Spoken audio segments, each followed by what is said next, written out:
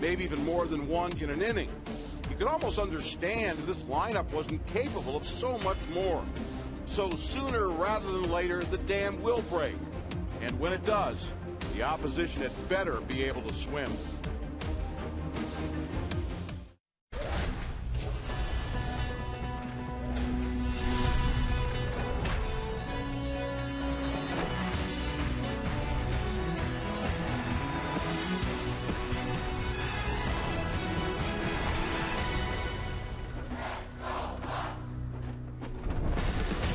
Tonight from PNC Park, it's the middle game of the three-game series between the Pittsburgh Pirates and their National League Central Division rivals, the Cincinnati Reds. The Reds swept the Pirates to start this season. They won last night's ball game, and now the struggling Buccos have lost 4 in a row.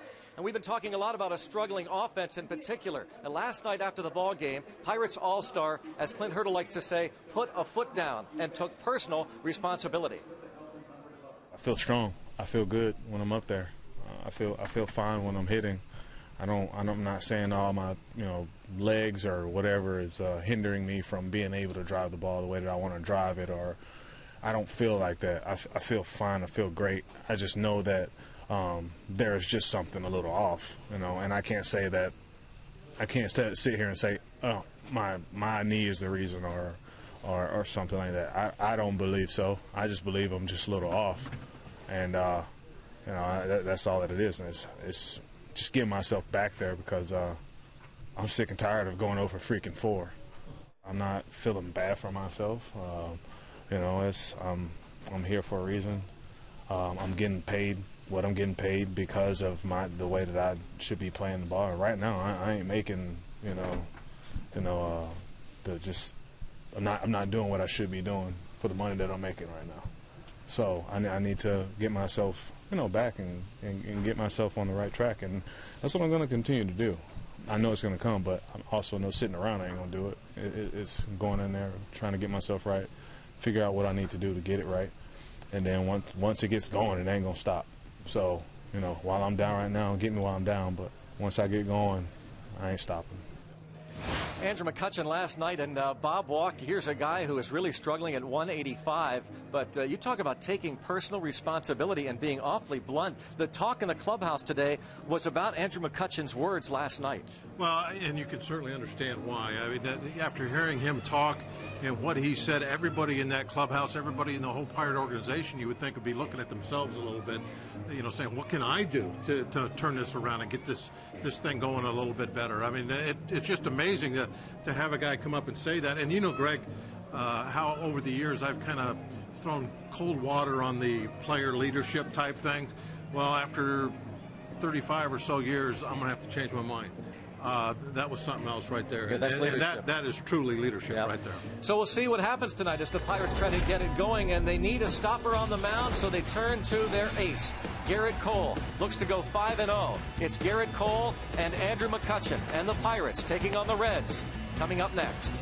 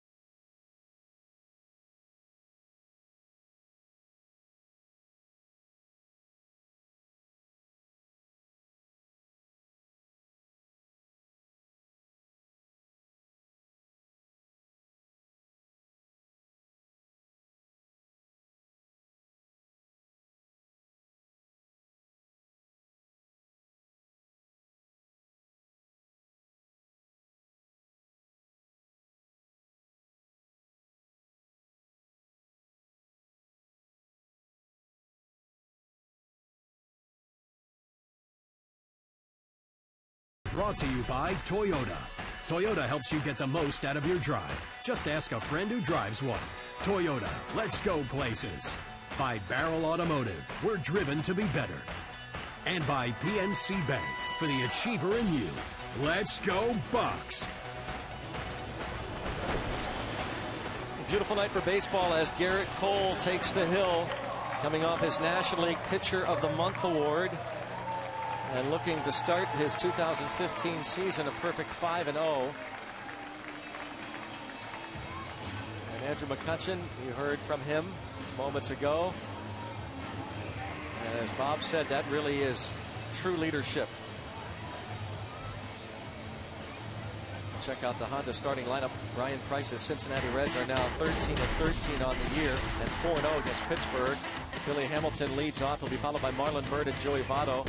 Todd Frazier, 10 homers against the Pirates since the start of last year. Brandon Phillips follows, and it's Jay Bruce. Christopher Negron is the shortstop. Tucker Barnhart does the catching with Mike Leake on the hill. Take a look at the Hyundai starting pitcher. It's Garrett Cole. Outstanding first month of the season. Everybody knows, I think at this point, that he was the National League Pitcher of the Month with that great ERA and the 4-0 record. You know, one of the things, Greg, I was looking at earlier, not only is his strikeouts up, but when they do put the ball in play, his ground balls are way up this year. So not only is he wiping them out with that slider, getting a lot of strikeouts, but when they're hitting the ball, they're putting it on the ground, and you always know that's a good thing. Speaking of defense, the Honda defense, Marte, McCutchen, Polanco in the outfield left to right. Josh Harrison returns to the lineup at third base. Jung Ho Gong moves over to short. Neil Walker and Pedro Alvarez on the right side, and Francisco Cervelli behind the plate. Josh Harrison had back-to-back days off, the team off day on Monday, and not in the starting lineup last night. Jordy Mercer will get at least tonight off, and we'll see about tomorrow. But Clint Hurdle's trying to do that, give players 2 consecutive off days, players that might be struggling a bit.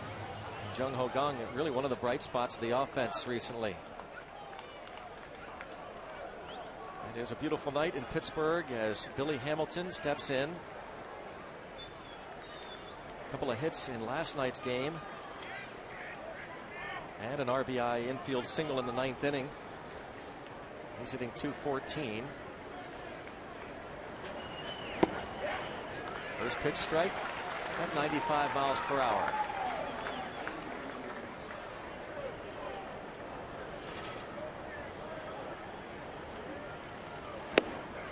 Couple of strikes. And not only is Cole becoming more of a pitcher, learning how to use his great power, the upper 90s at times fastball, the good power slider, but he has that control, the command of all of his pitches, to where he can execute what he's trying to do. And knowing what to do is only half of the game. You still have to be able to execute that, and I think that's why you see a lot of guys with those good live arms that kind of, they get a couple of years and then they disappear back to the minor leagues. You never see them from again. You have to be able to do something with that great live arm. You have to be able to execute your pitches. That's the missing piece for a number of people, but not Garrett Cole. Of course, Cervelli sets up right there, just missed it by a couple inches Toward left center field, and McCutchen has to play it on the hop. So right away, Billy Hamilton is aboard on the 3-2 pitch. Cole jumped out in front, then got it to 3-2, and Hamilton singles to left center. Hamilton did a pretty nice job on that pitch. That was borderline strike down and away, but with 2 strikes he had to offer at it. Able to punch it out to center field.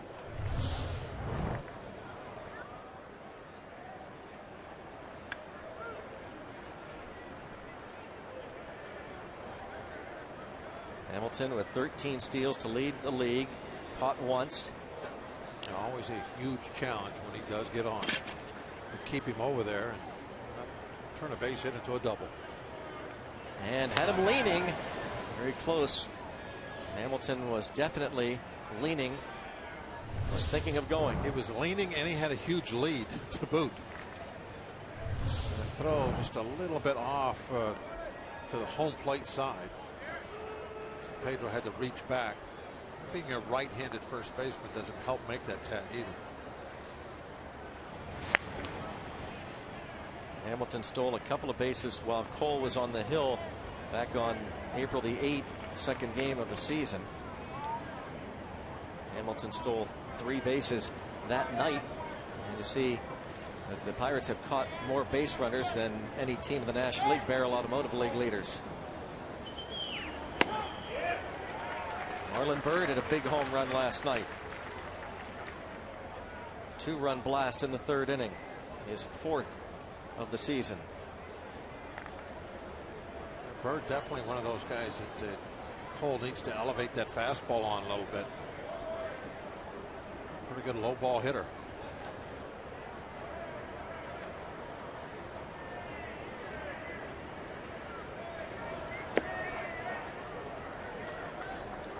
A 1-1 count on Byrd. 4-0 is Garrett Cole, a 176 earned run average. That's the 5th lowest ERA in the league.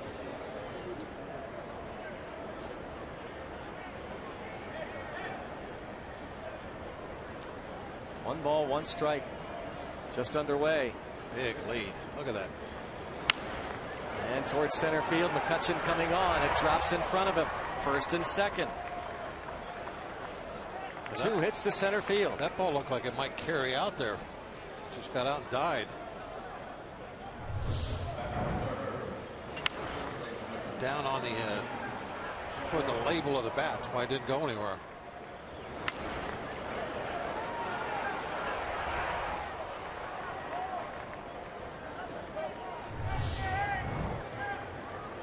Now Cole will always let you know what he's thinking. Leaves little room for doubt. But I don't think that is a negative thing. He really has that unique ability to. There he goes for 3rd, and he is there. And it's a double steal. Hamilton's 14th. Byrd follows. The running Reds.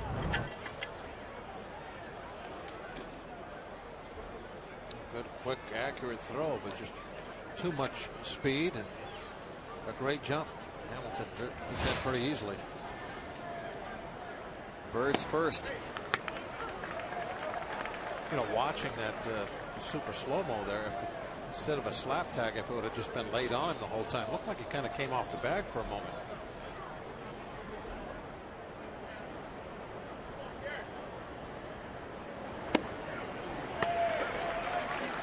.97 there, and another look. Josh Harrison keeps the tag on. Right. No, it was just a very slight moment. 1 and 2. The blink of an eye, he wasn't touching the base, was all.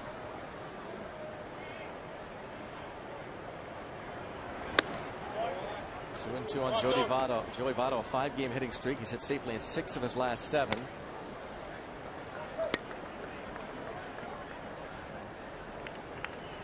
.330 average.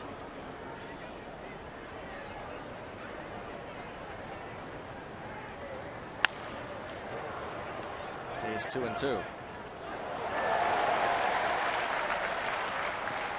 Votto was 0 for 3 against Cole back on April the 8th. A nice grab here. Nicely done. Brought it in. See Votto, 2-strike approach. Look how much he's choked chokes up on the bat. Look at that. It's like Bonds used to do. Check swing. Nicely done by Cole. He froze Hamilton. Knew he had all day to throw to first. Hamilton was thinking about it. And there's one big step for Cole. You know how I always like to talk about Cole as being a complete baseball player. These are all the things he does. Well, he fields his position very well. He's good with the bat. He's a nice base runner. He loves playing the entire game. Just natural for him. When he gets the ball, he's going to check the runner. You don't even have to tell him that. Now Todd Frazier.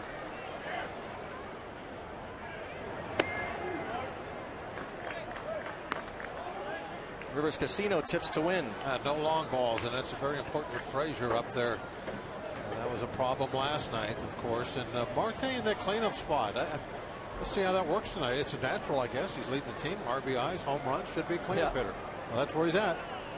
See if, you know, I mean, at this point with the offense struggling, you got to try everything, right? So why not?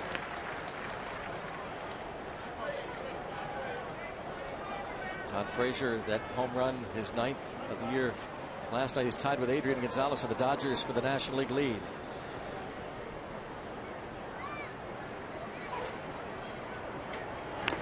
Reaches out, it's 1-2.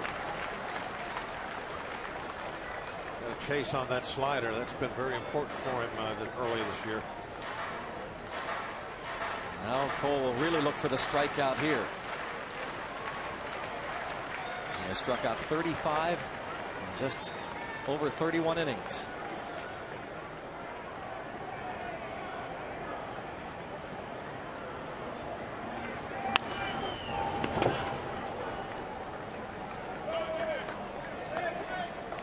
Frazier has struck out 20 times. It's tied for 3rd most on the club behind Jay Bruce and Marlon Byrd.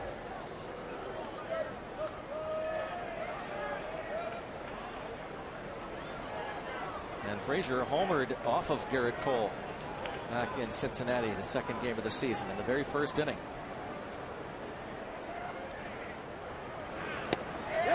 Did he go? Cervelli will tag him, and yes, he did. A strikeout for Cole. 2 down.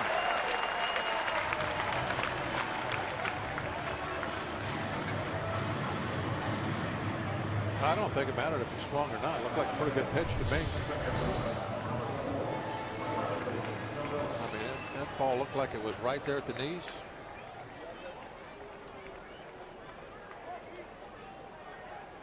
.99. Tell me Cole wasn't trying for a strikeout. Yep. A little extra sauce on that fastball. 99 at the knees. Chris Conroy, you're right. Could have been a called 3rd strike. He said that Frazier offered. And now 2 down for Brandon Phillips.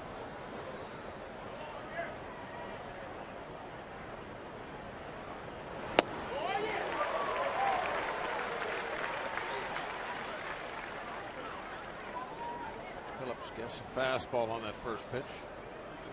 Guessed wrong. A couple of hits last night for Phillips and 4 at-bats.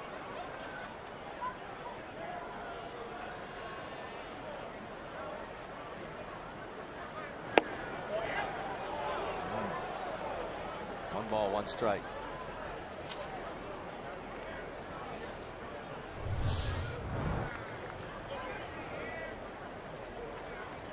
Good pitch right there. Cole making his 4th career start against these Reds.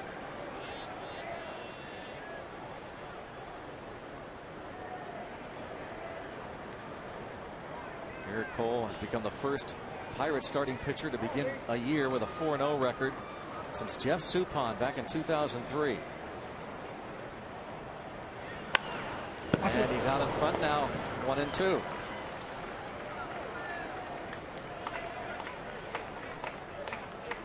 One ball, 2 strikes. Can Cole do this here? You got to believe he's going to go slider, don't you think? He just got his 96 mile-an-hour fastball pulled into his own dugout. Reds had 2nd and 3rd, nobody out. Now 2 outs and a 1-2 count. Fans anticipate maybe a Cole K.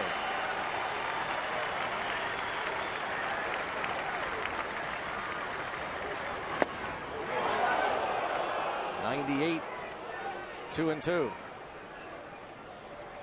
Tried to throw that same pitch that got Frazier. Just dot an I out there with that fastball on that outside corner.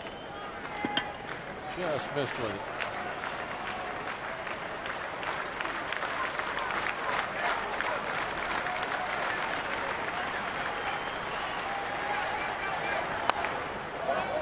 Phillips stays alive.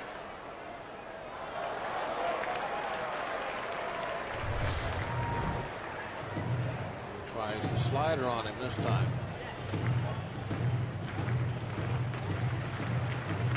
I'd like to see that the slider end up right where the pitch before was thrown.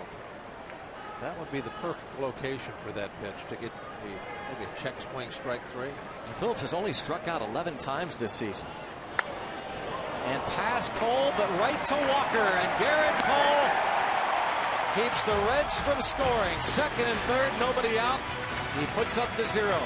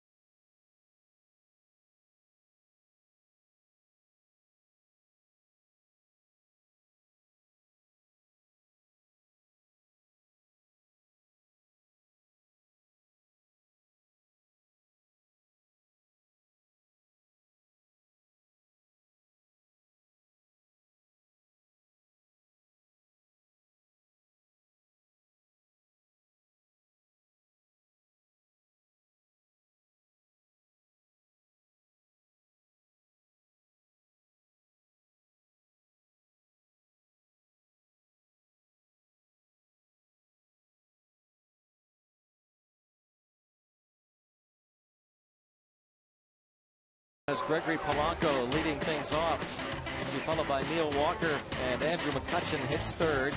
Starling Marte hits cleanup for the third time this season. And it's Pedro Alvarez, Jung Ho Kang hits sixth. Josh Harrison, Francisco Cervelli, and Garrett Cole. Yeah, we'll take a quick look.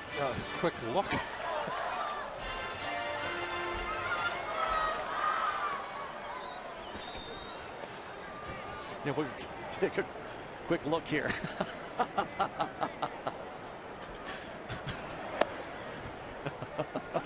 we might not have Bob on for a while. Well, you see, Mike Leake's off to a great start this season himself. This could be a very interesting matchup between these two guys. Similar in the fact that they're both really good athletes. They love to field their position, hit. In fact, Leake several times has hit over 300 as a pitcher, or at least a couple of times, and I think he has 5 home runs now. Nicely done by Garrett Cole. And by you, Bob. Nicely done. Whew. How you did it. Line drive, and that's going to carry out. Wow. Ball was spanked by Polanco. Yes, it was. Ball hit extremely hard. That's actually another little tiny part of this slump of this offense. It does seem like when they do center one up and smoke it somewhere, how often is it right at somebody?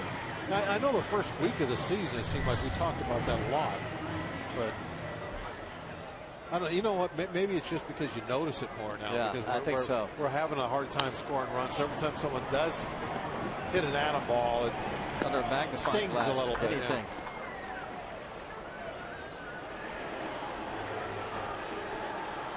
Oh, Walker grounds out to second.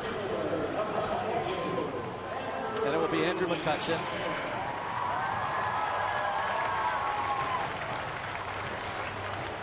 McCutchen 0 for 4 last night, 2 hits in his last 16 at bats.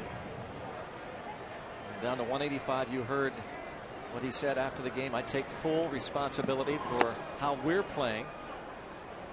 I know I'm a big part of it. I'm sick and tired of going 0 for 4. This isn't acceptable.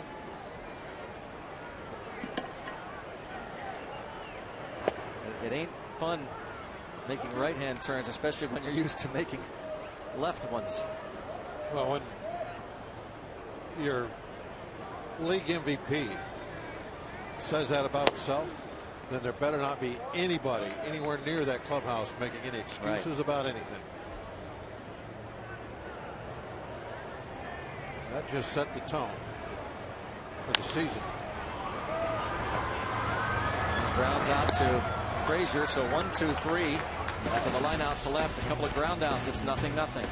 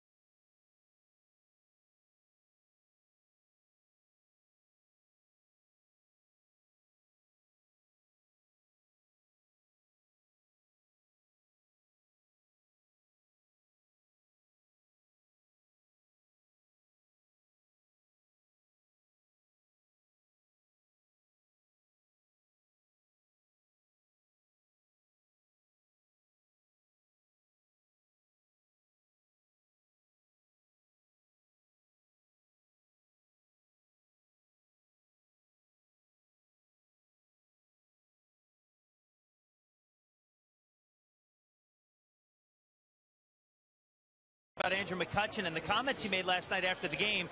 Here's last night's starter Jeff Locke on what it means to have your MVP speak up like that. Kutch is he's the heart and soul of the offense, you know, and takes a big man to come out and say, hey, this is on me, even though obviously it's all not on Kutch and it's a collective effort. That's just the kind of leader in him that kind of take it upon himself and say, you know, it's going to change, and I know that when it does change and when Kutch gets going, he ain't going to stop going. That seems to be the collective feeling, Greg and Bob, when you look at Andrew McCutchen and his comments. This is not something that's going to be prolonged, and hopefully Kutch will live up. Hey, once this is over, get me now, because once it starts, it's not ending. Yeah, you love that, Robbie, when he said that at the end. Once I get going, it ain't going to stop. And we have seen that over the years from Andrew McCutchen. When he gets going, it is something to watch. Driving in this afternoon, I was listening to the tape of him, you know, on the radio, and as I got closer to the stadium, you start getting fired up. Just thinking to yourself, wow, if he can take responsibility for everybody, I mean, everyone in this organization, including me and you, yeah, how good of a job are we doing? That's right. We better step up our game. Yeah. I'm calling you out. I heard. You're quite a leader. You know what I'm course. talking about. It's just like if you're sitting, especially in that clubhouse, and you hear that, and it doesn't matter if you're one of the pitchers who have been doing a great job, you still have to look and, well, is there something I can do better? I don't want to put you on the spot, but do you recall anything like that over the years when you were playing it? Again, I mean, maybe something will come to mind. Not a player, yeah, you know, getting up and saying stuff like that about himself. Right. There's always been the rah, you know, let's go get him. We got to do this. We got to do that. You know, and everybody's just kind of like, yeah, okay.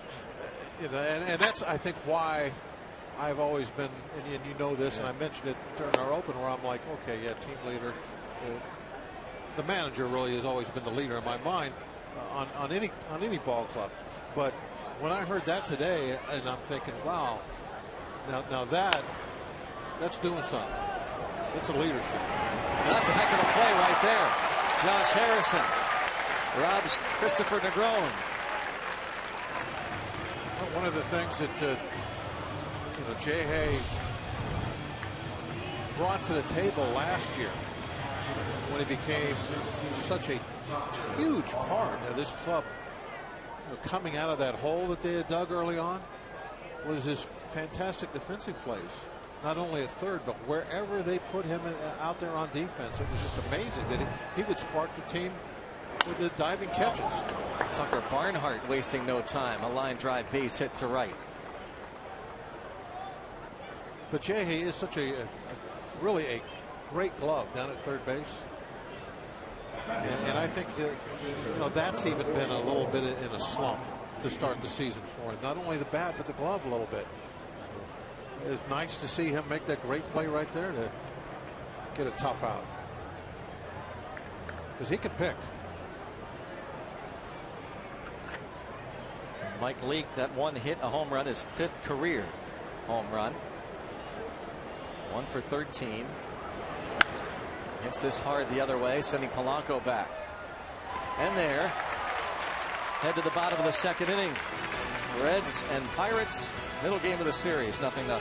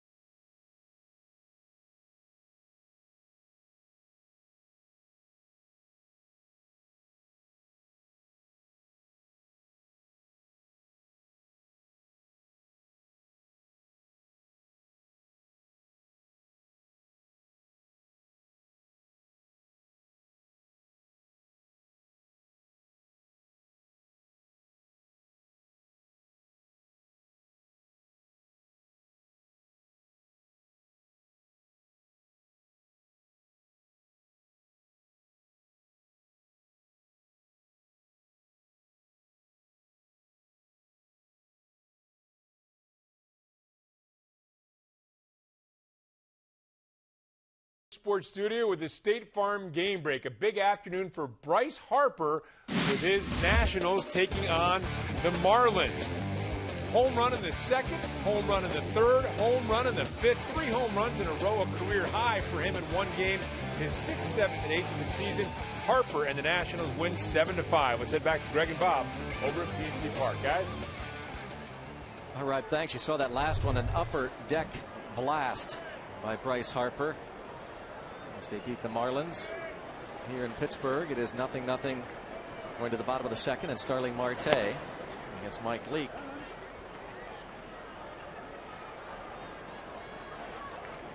Couple of scoreless for Garrett Cole.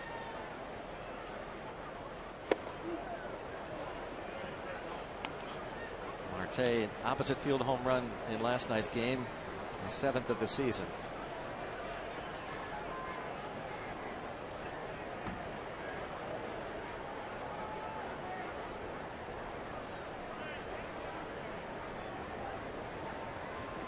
Very interesting to see how the power numbers maintain themselves for Marte throughout this year, if he can keep this going. Not under that one. Just a little bit. Awfully close. Just missed it. Leake has given up 5 homers in his first 5 starts.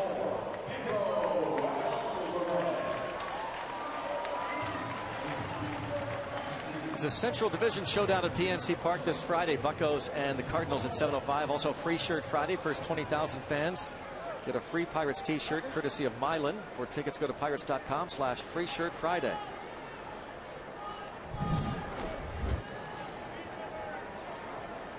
Marte flies out, and Alvarez grounds out.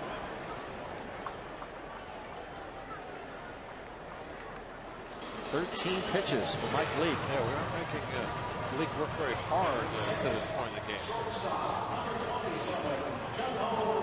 Strikes using the defense. Leake no stranger to the Pirates. This is 22nd career start versus Pittsburgh. Was he 27 years old? Yep. And he's already made that many starts against one team. That's amazing. A winning pitcher last night, and his second big league start. He did a nice job, Michael Lorenzen. Gone. Well, Frazier had more time than he realized, but Young will take it. Why would he barehand that?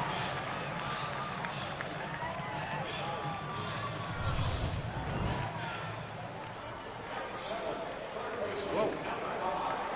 Fanned on it. Yeah. He could have easily just put his glove down, thrown on to first. He might have missed it with his glove.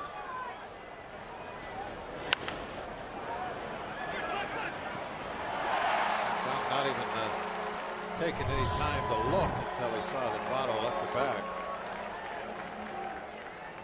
Yeah, usually you see those bounce off the hand, go off the fingers. You don't see somebody just miss it completely. You almost wondered, did he look up? I don't know, but that's a gift hit. Runner? Gung will take it. That's a gift hit.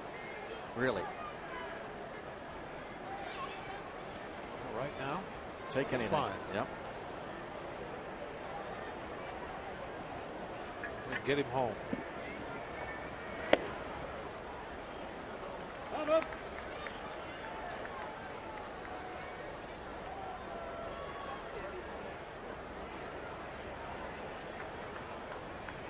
One ball, one strike on Josh Harrison. Francisco Cervelli on deck.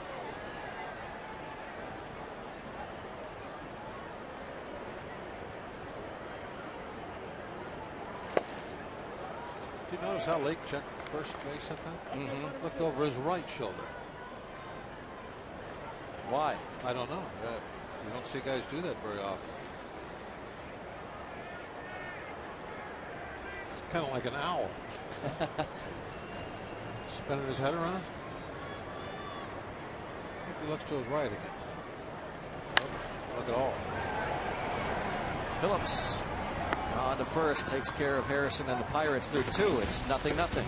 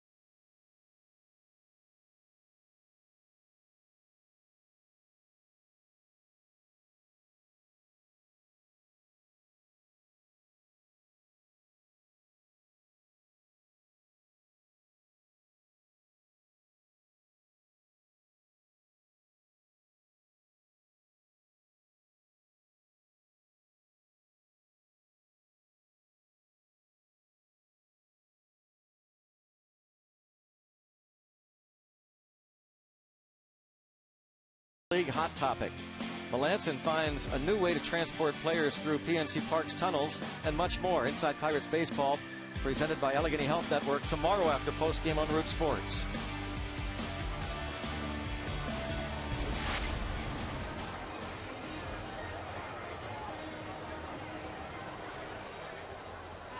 Pirates and Redlegs. Garrett Cole back to the top of the order, and Billy Hamilton. Have to protect. Bring those infielders in.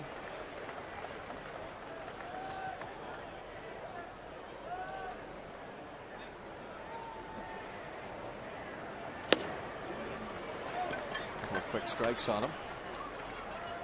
That's how this game started, with a couple of strikes on Hamilton. Then he worked it to 3-2 and singled.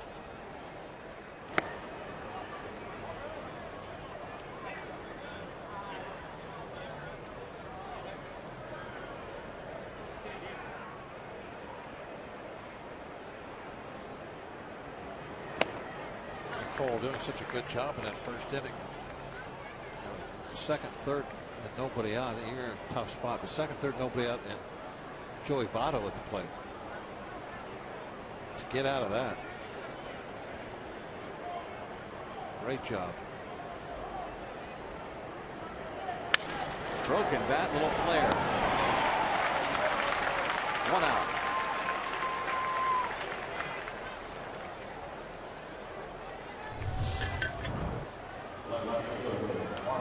That execution again, being able not only to throw 96, but put it where you want. Cervelli wants that ball up and in on his hands. That's where the target is. Surprise, that's where the ball went. I guess you should say no surprise.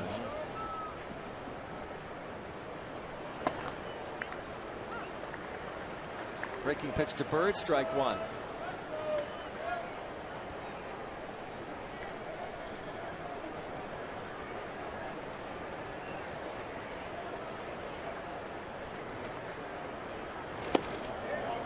One strike, appeal to Angel Hernandez. Byrd became the first player ever to hit a home run at PNC Park for 4 different clubs: the Reds, Phillies, Cubs, and of course as a member of the Pirates a couple of years ago.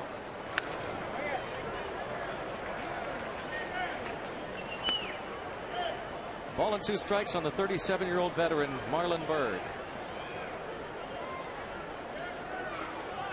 Picture perfect night.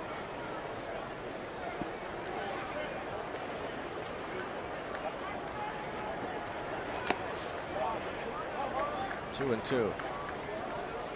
Pirates trying to put an end to a season high 4-game losing streak.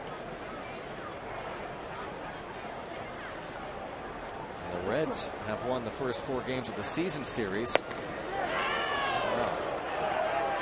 Crowd certainly wanted it. 3 and 2. Home plate umpire Chris Conroy.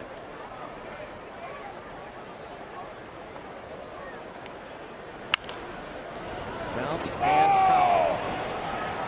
Harrison went ahead and threw down to first. It's Ted Barrett over there, the crew chief. Byrd ran real hard right through the bag. There's nobody taking any chances. I guess that's what you're supposed to do, right? That's exactly what you're supposed to do. That was one of the most meaningful things that I saw from Byrd when he was for the Pirates. And for an older veteran guy, he doesn't back off much at all when it comes to running hard, doing all that kind of stuff. He did all. He's a baseball player. Yeah, I mean he's a guy that I think everyone saw as a real good teammate.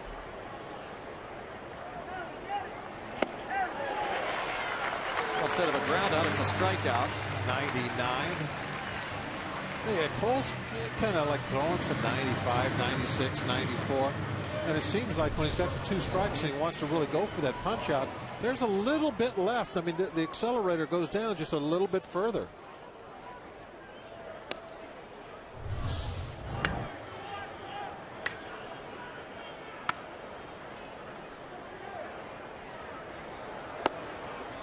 Strike one on Votto.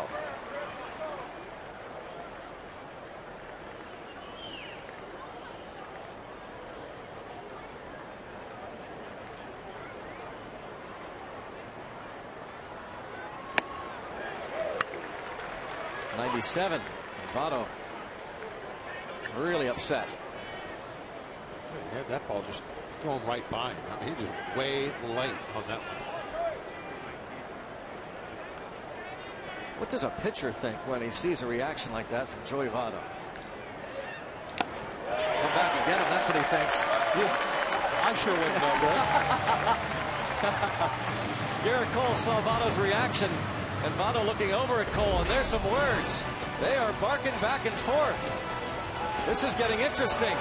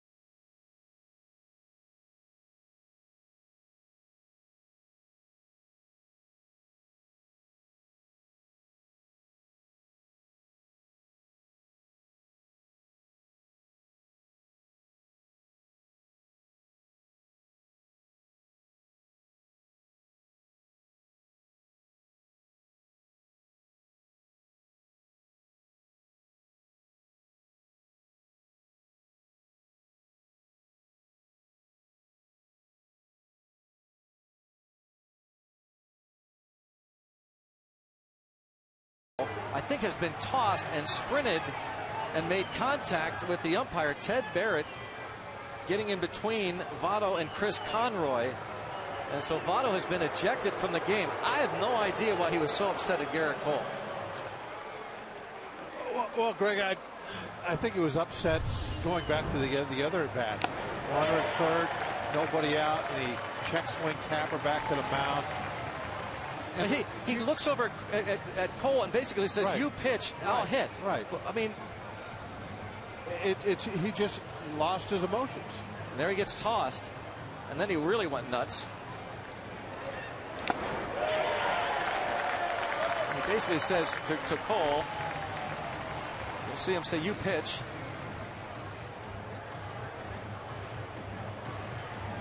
Just pitch, I'll hit. Later, when he found out he was ejected, he came in and, wow, that's going to cost him. Yeah, that's going to cost him. He'll be suspended for that. He ran in, he bumped the home plate umpire, so he will be suspended. What'd I do?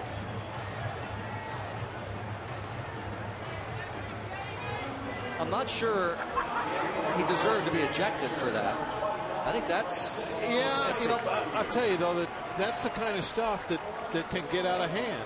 And, you know, remember back last year with the Brewers? Yeah. That was a similar situation with two players yelling at each other. So, you know, nip it in the bud. In this case, yeah. You know, you decide to. This is after Votto found out he was ejected. He had gone to first base. We didn't even see it. Then he finds out. Billy Hatcher, his first base coach, says you're gone. He didn't have he had no idea he'd been thrown out of the game. And that bump, you see the Conroy point to it, said You're going to get fined and ejected for that. And Ted Barrett comes in. Brian Price's manager trying to hold him back.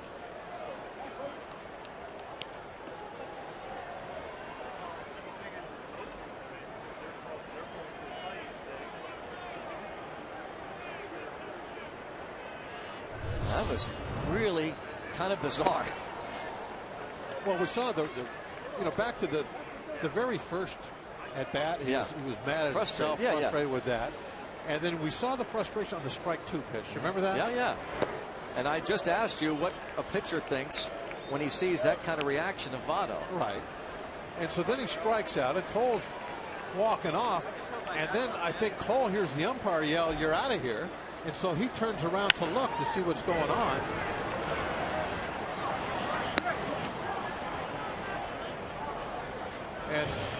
And at that point, Votto doesn't even know he's been thrown out of the game.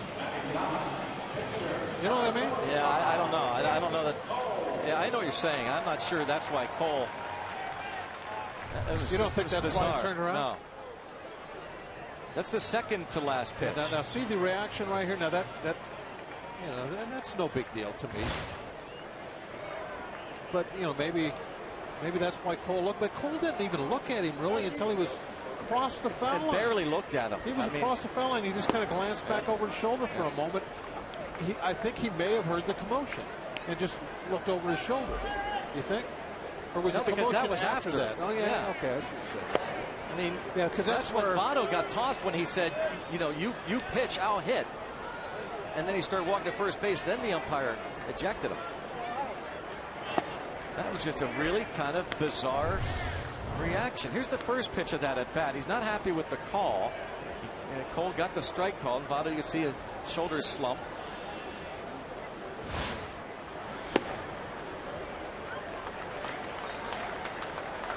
Three and one. I don't know. I don't know if I've ever actually seen that sort of scenario happen before. Close play and a safe call at first.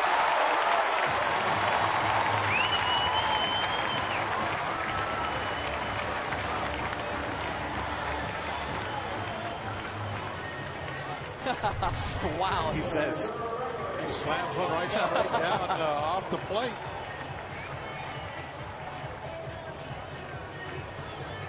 And a base hit. He's a baseball player. Yes, he is. I keep saying that. Two-way player. Yes. He can pitch and he hits. And he beats out the infield single.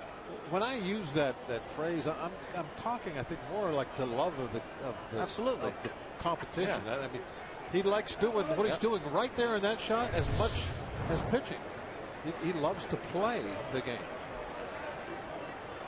But back to the Votto thing, I don't know if I've ever seen that happen before. I'm sure it's happened. I just haven't seen it where a player would get thrown out for saying something to another player. I guess the umpire heard the cuss word from Votto right there at the end and tossed him then. Well, not too many years ago, if guys got thrown out for saying certain words, there'd be nobody left on the field. I don't know how it is down there now, but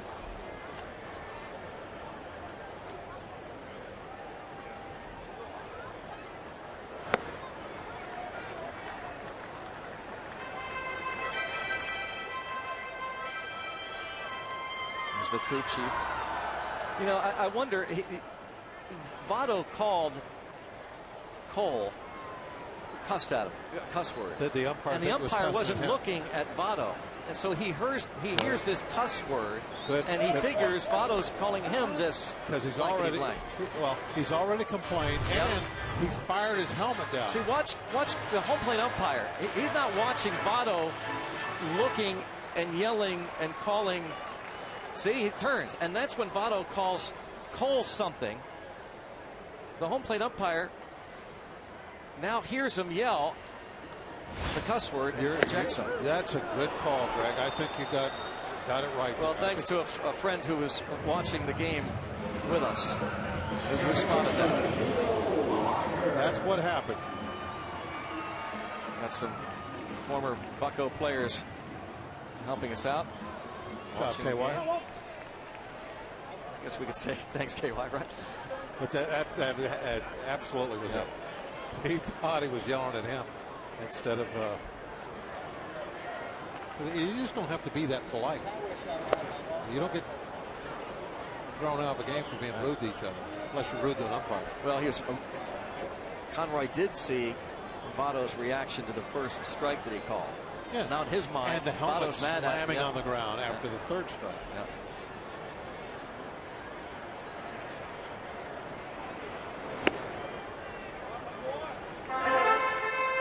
1 ball, 1 strike now on Neil Walker with 2 outs and some early fireworks here. Pirates and the Reds. Brian Pena is now at first base, by the way.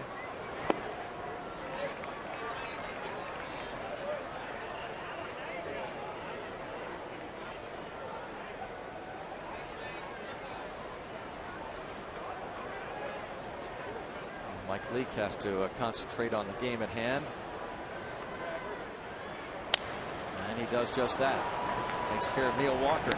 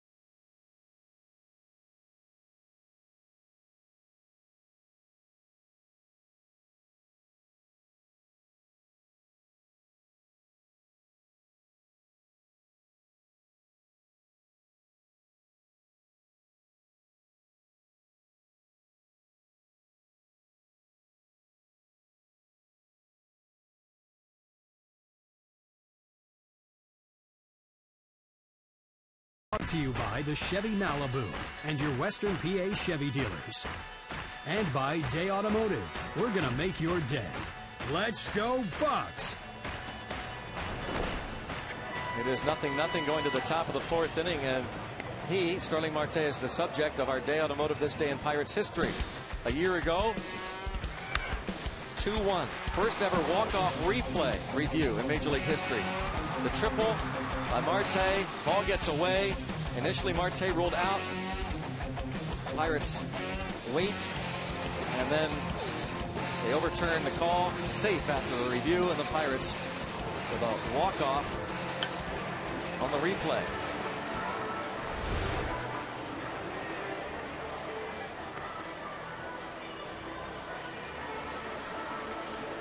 We've got a moment. I want to send along happy birthday wishes to Tom Guerin in Bradford. Nick Bucko fans, 71. Shout out to Bill Anderson and Syracuse watching. And a congratulations to Kelly and Kevin Brennan celebrating the birth of baby Lily.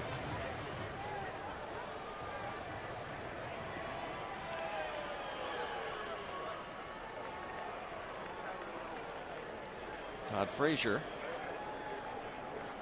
will lead things off against Garrett Cole.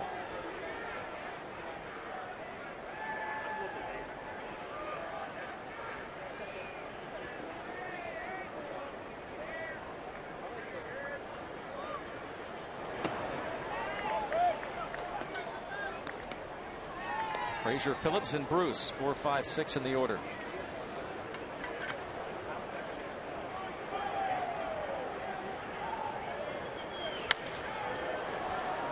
Toward right center, and well hit. off the very top of the padding and a bobble. So Frazier is going to wind up at third base with a triple.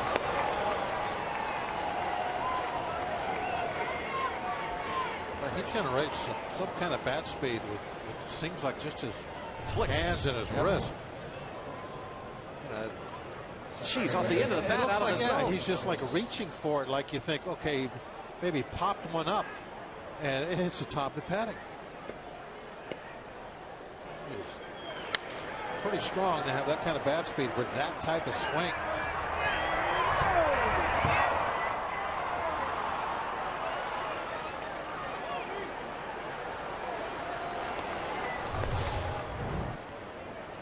Well, we're at that situation again.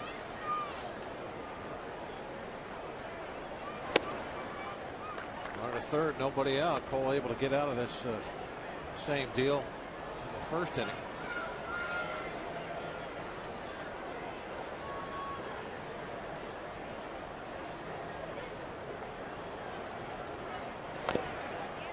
Check swing, foul ball. You get in this situation, I think a lot of times, especially early in the game, you just kind of ignore the guy at third until you, unless you get that first out and he's still there. Then it's like there's a little ray of hope. Wait a minute, now if I get a pop up or a strikeout here, then I got 2 outs and I could get out of this. But it's this first one where it's just like, okay, right now you conceded almost. Yeah, I'm going to get the hitter out, and if he scores, he scores. Look at this little roller. It's going to be an infield single and a 1-0 Reds lead.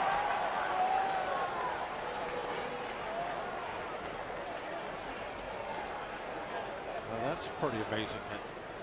So many of these end up going foul, just rolling up, but they have to get off the edge of the grass. If they fall off the edge of the grass, that'll give them a little momentum going toward foul territory, but that one never got over there.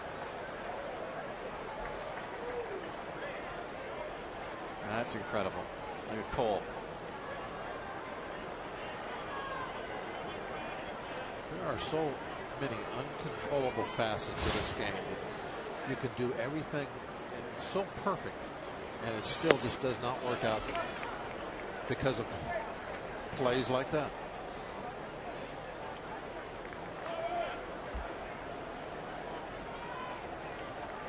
Jay Bruce. The infield shift.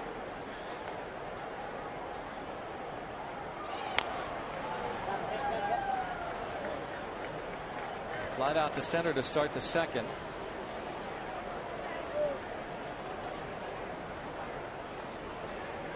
Brandon Phillips picks up RBI number 14.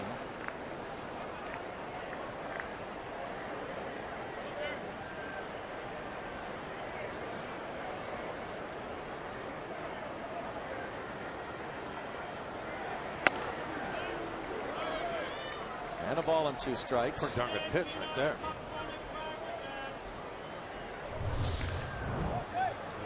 You're trying to tie him up, boy, and just didn't get a call. Make the perfect pitch. Didn't get anything for it.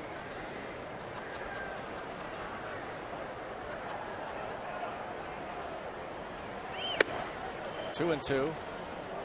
You know, it's hard to tell yourself. It's just like a cheap hit or a hitter hitting a ball hard at somebody. You try and tell yourself those calls will all even out over the course of the night, but in the moment it really frustrates you when you know you made a good pitch and you didn't get that call. You forget about the one that you made. It's 3 inches off the plate and you get it called for a strike.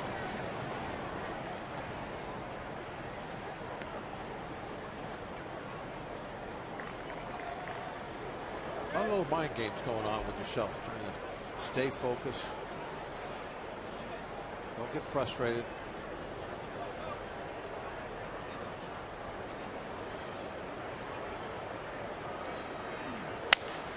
Broken bat. This is not going to be an easy play for Gong, but he does a nice job. And look at Phillips. Oh, what a play there by Cole and Alvarez. They almost got Phillips, but with that shift, Phillips saw nobody at third. That's a great base running play by Phillips. I mean, it's a huge play to get to third base with just 1 out.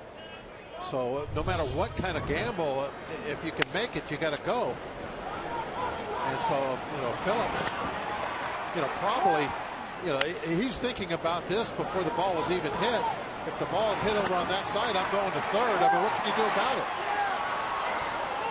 Pretty nice play by Cole, by Alvarez. And Phillips gets whacked in the face here by the tag. Boy, was his toe on there? Is that maybe worth a look? Let's see. Oh, man. Look at, see Cole pointing his foot? Yeah.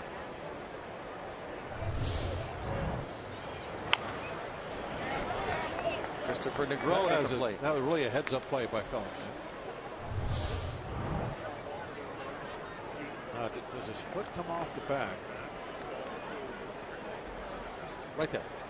You can't see. There's no way something like that would be overturned. But it's possible toe came off just for a moment when he got tagged.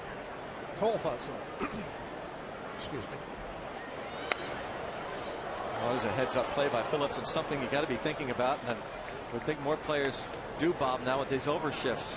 Oh, you got to be thinking about it before the ball is hit. Yeah. You got to be thinking, okay, ground ball is short. I got a shot, and I'm gonna round the bag, and if it's just a foot race, you're gonna hit somebody with a throw running. They tried to do it, almost pulled it off, but how difficult is that? And to be honest with you, that's a pretty big chance to take. You're probably going to throw that ball away half the time, and then he not only will be at third, he'll be at the plate to score. But Pedro put a nice throw on, able to hit Cole on the run. Hit him in stride. That's a rack.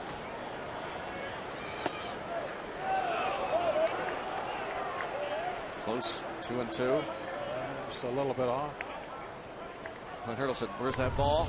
And Conroy says, "Outside." Outside, and you can't, from the dugout, you can't argue that. You can see up and down, but you have no idea inside or out. Clint Hurdle says that ball was away. And a strike 3 called right on the corner.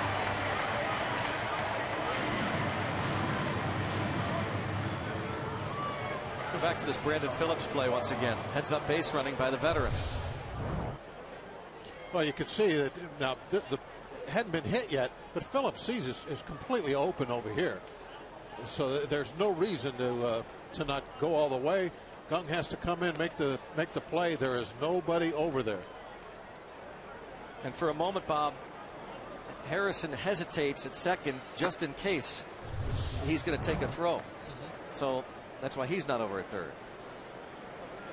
Intentional walk to Tucker Barnhart to get to a good hitting pitcher in Mike Leake.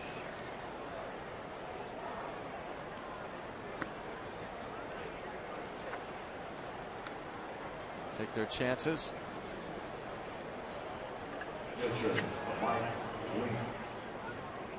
With 2 outs, first and third. 70 pitches thrown by Garrett Cole.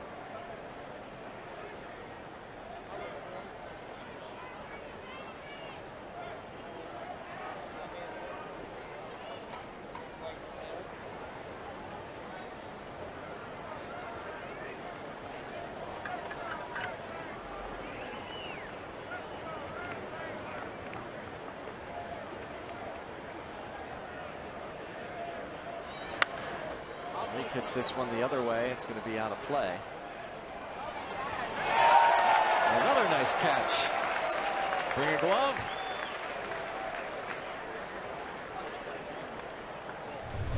Get yourself a souvenir. The guy with the big glove didn't have a chance. Boy, nice play for the backhand. Man, fine play. Yes, sir. Very happy with that. Boom.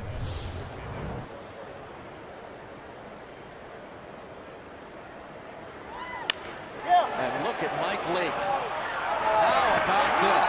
Ball bounces into the seats. It is 2-0 as Mike Leake doubles in Phillips. Well, this might be the worst pitch, I think, to throw a guy that's a good hitting pitcher. The little slider that starts off the plate inside and breaks into the strike zone belt high. And I can remember guys like Don Robinson and Rick Rhoden, they would just eat up pitchers that throw them breaking balls in the strike zone.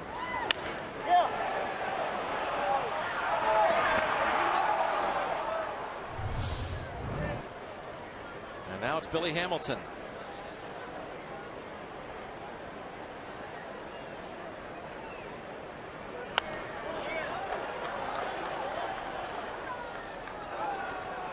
Cole gave up the leadoff triple. Remember the ball that Todd Frazier hit off the plate, off the end of the bat, triple off the wall in right center. And Brandon Phillips, the dribbler, swinging bunt single.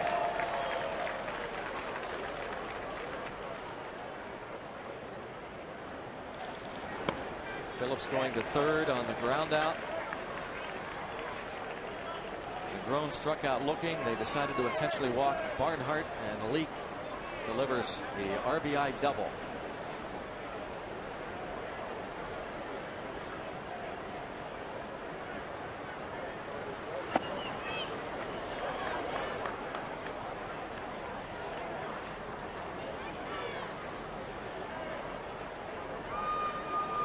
Switch hitting Billy Hamilton entered the game just a 186 average as a left-handed batter.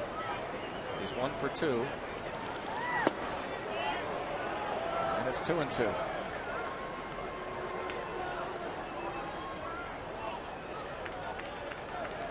Seventh man to bat in the inning. That pitch count starting to get out of hand a little bit here. In the fourth inning, pushing up toward 80. Grounded to the shortstop. On to first. Gone to Alvarez, but the Reds break the scoreless tie with a 2 spot.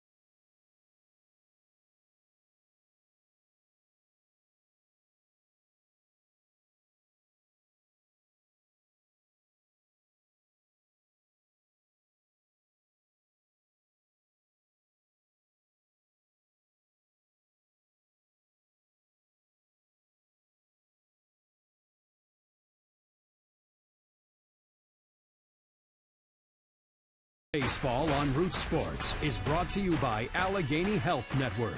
Health for all. By Kenny Ross, Ask a Neighbor. And by Levin Mattress, located in all Levin furniture showrooms and freestanding stores.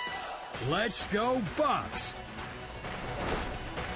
Now 2-0 Cincinnati here at PNC Park for the middle game of this 3-game series.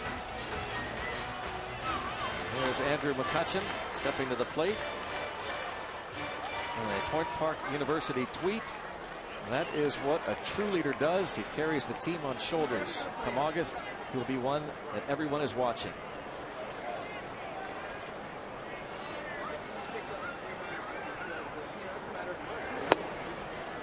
Strike one. McCutchen grounded out. In the third inning, the Pirates have 2 infield singles so far in the first 3 innings against Mike Leake.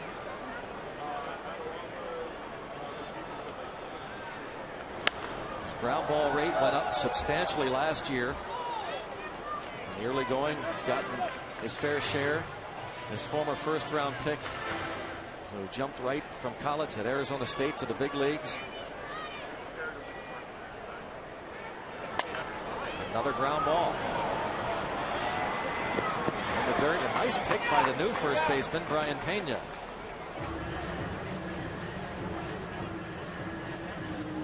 You know, you look for reasons for slumps and stuff, and it's like every at bat is a little different. Yeah. We'll watch that ball picked out of the dirt by Pena. Nice play. Now, there was a hanging breaking ball right down the middle. That would have been a great pitch to pull, and Kutch stayed inside of it and fouled it off way down the right side. The very next breaking ball was in a really good spot, just like that last pitch, down and away, and that's the one he tries to pull, and he rolls his wrists over and puts it on the ground, because that's what happens when you try and pull a ball that's down and away from you. So those two pitches are just it's backwards. He got the one to pull, and he didn't. And then he tried to pull the ball that he should have been trying to hit the ball that one the other way. Let's see if we have a graphic that kind of illustrates line drives by direction last year and this year. Now, every at bat, I think, is its own different thing. I mean, I don't know that I can't sit here and say he needs to pull more, he needs to hit the ball the other way more. All I know is that at bat we just watched was the backwards of really the way he should have gone about it, you would think. Is that 2-strike pitch, the one he fouled off, was off speed right down the middle, belt high.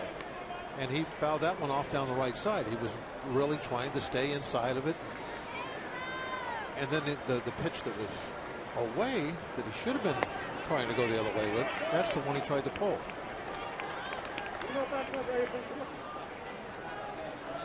We'll see if Alvarez can get it going with 2 outs. He grounded out his first time to Joey Votto. And I think that's a lot of times it's like, well, what's wrong with this guy? Well, what about are you talking about? What pitcher was he facing at the time? What was the game situation? There's so many variables. It's hard to say, you know, just make a general statement. This is the problem.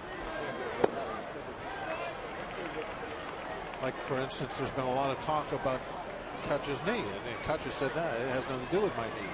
And you watch that at bat, and that at bat had nothing to do with a sore knee. That was trying to pull an outside pitch. Another ground ball. 9 ground ball outs, and a 2-hit shutout going for Mike Leake.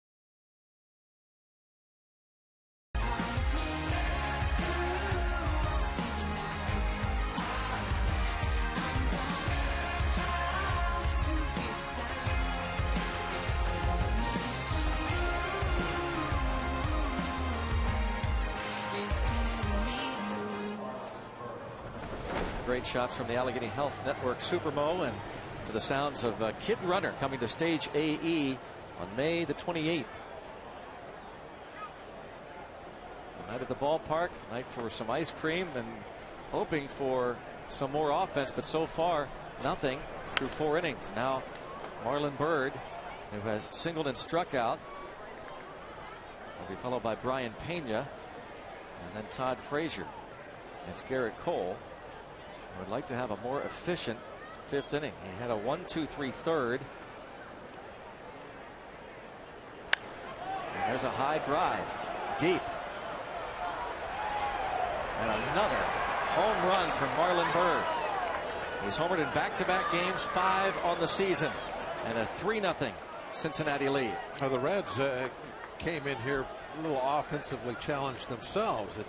They weren't firing on all cylinders, and Byrd, one of those guys that just was off to an extremely slow start, and now he's hit 2 home runs in 2 nights. He might be waking up for him. Just really waking up when he there's arrived. That breaking ball right down the middle. He got out and he pulled it.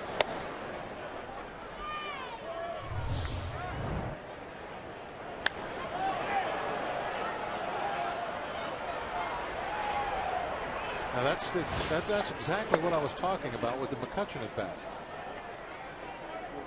Almost identical pitches.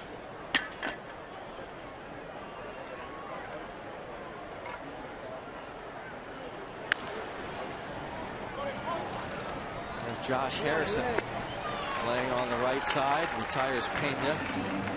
5-3 put out.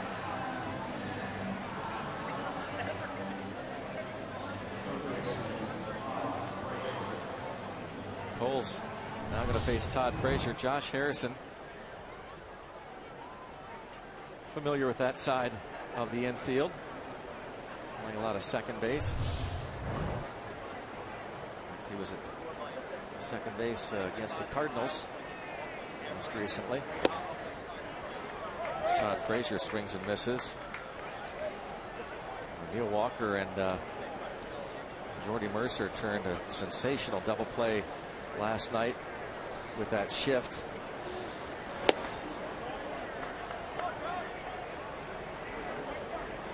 Ball and 1 strike. Walker said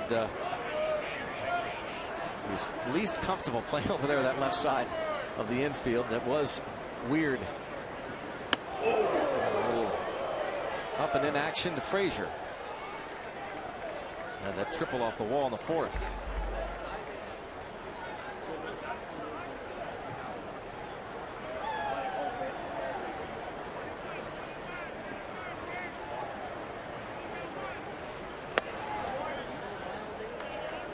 Now 3-1.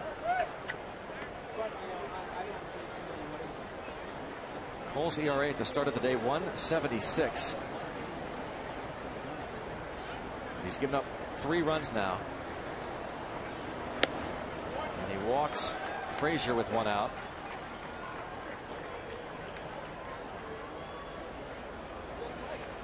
Tonight's Allegheny Health Network injury update. Reds catcher Devin Mesoraco been dealing with a left hip impingement. Hasn't started the game since April the 11th. Told the media that he feels like surgery is inevitable. He's hoping to put it off until after the season. He's been doing some physical therapy work, but it is inevitable in his mind that he'll require surgery that will sideline him up to 4 months. A line drive by Phillips.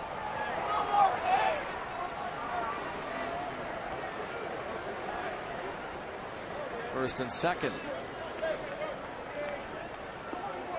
Andrew Lambeau, who has been mainly used as a pinch hitter, went on the disabled list today with plantar fasciitis, and Pirates have called up from AAA Steve Lombardozzi, switch hitting utility man who was tearing it up at AAA Indianapolis. Lombardozzi has been in the big leagues previously. Played a lot of infield work with the Washington Nationals. Was hitting .379 at AAA Indy. So Andrew Lambeau on the disabled list.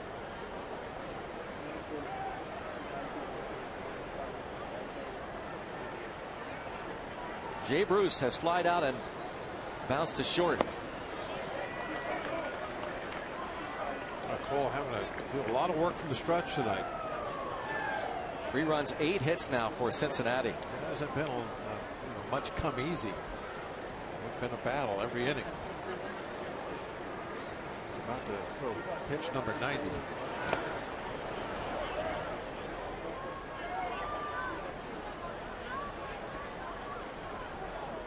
Already the most hits he's given up in any one start this season.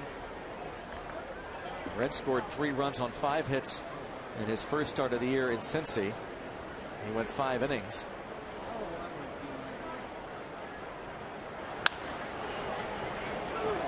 There's 1 and there's 2. New double play partner for Walker, but he and Jung Ho Gung turn 2.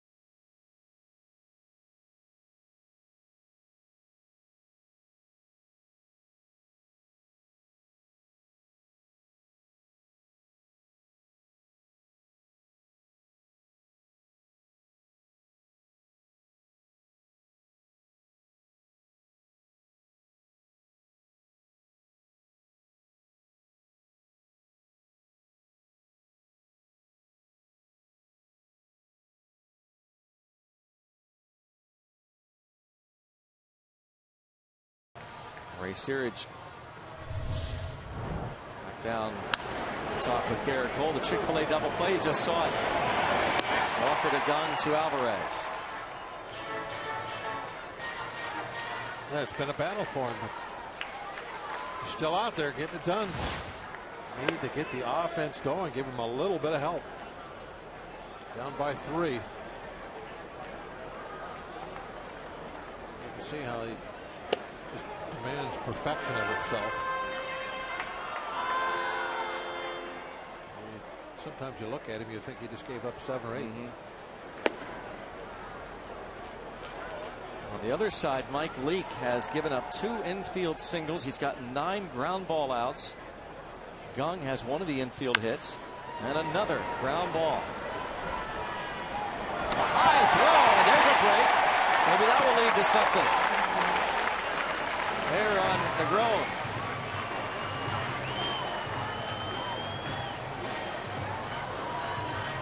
Looking for anything that will open the door for this offense. Needs something good to happen, and maybe that was it. I mean, it's pretty routine here. Plenty of time. Just throws it away.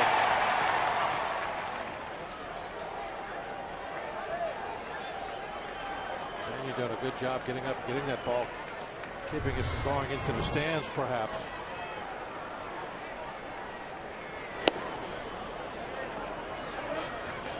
Josh Harrison, a career .333 hitter against Leake, bounced out in the second. Jay Hay 0 for his last 11, 1 hit in his last 17 at bats.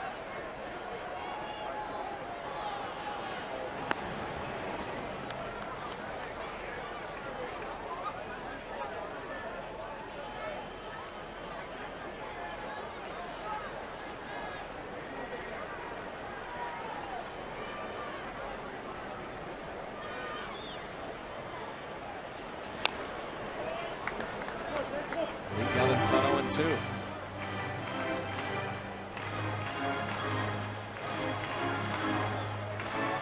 Leake is coming off an impressive 8-inning, 2-hit shutout performance against the Atlanta Braves down in Atlanta last week. Yeah, he didn't have too shabby of a April himself. Right. Not the pitcher of the month, but pretty darn good. Negron. Wow. How about Phillips? Are you kidding me? Getting the out at second, but the throw pulls Pena off the bag.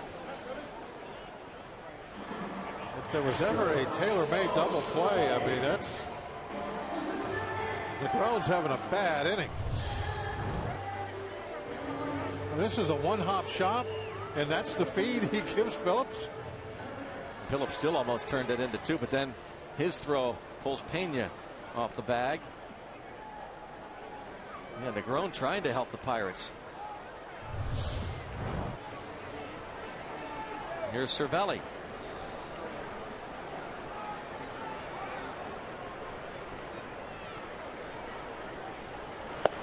Jay, he hit that one pretty darn hard. He got that right on the head of the bat. One hopper.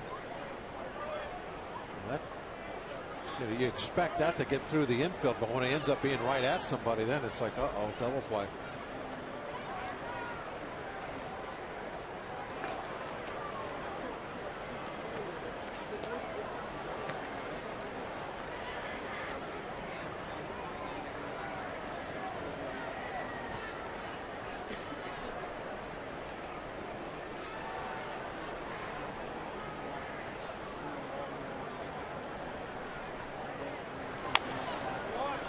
Ball and 1 strike on Cervelli.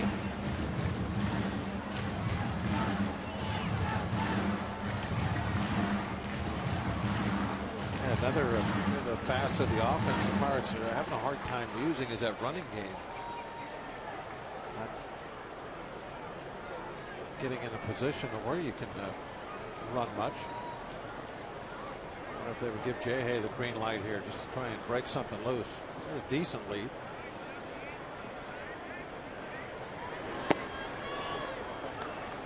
One and 2 on Cervelli.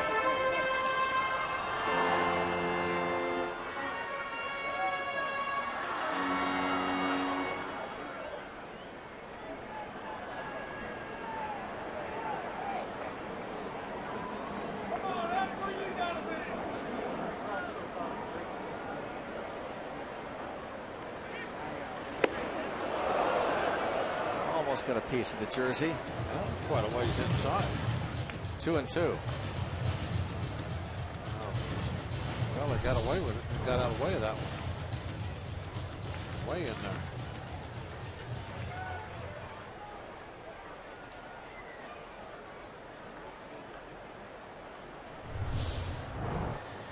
There goes Harrison. And a roller to the shortstop and a backhand play by Negron, and a little high throw, but Pena keeps his foot on the bag. Was it Negron that threw that one earlier in the dirt that Pena had to make the nice pick on? Yep. Well, Garrett Cole was on deck, but now he's going to be pulled here. We are going to see Steve Lombardozzi.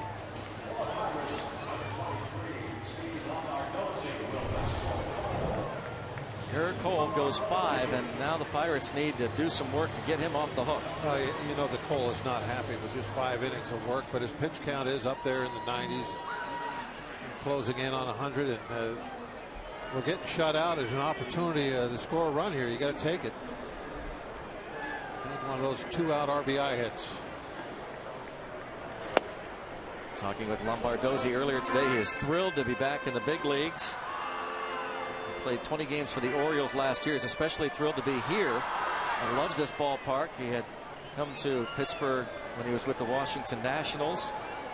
Career .286 hitter. We saw him in spring training. A little tapper. Leake is going to make the tag, and that's going to do it for the Pirates. 3-0, Cincy.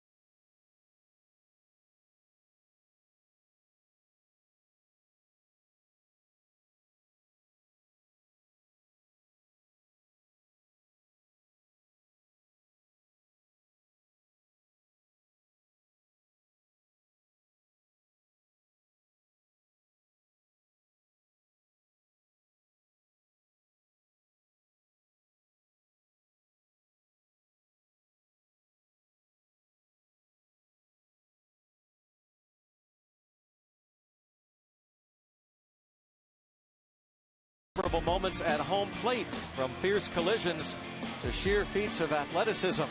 Relive the Pirates' 10 great plays at the plate on a special Inside Pirates Baseball tonight after postgame on Root Sports.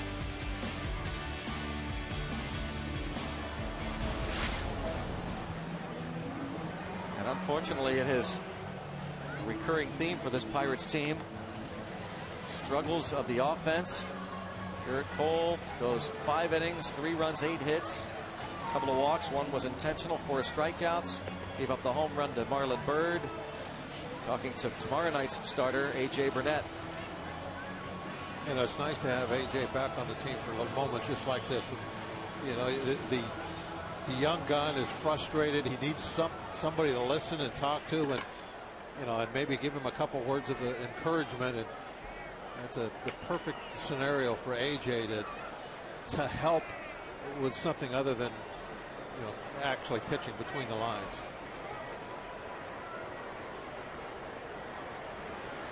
Rob Scahill on in relief.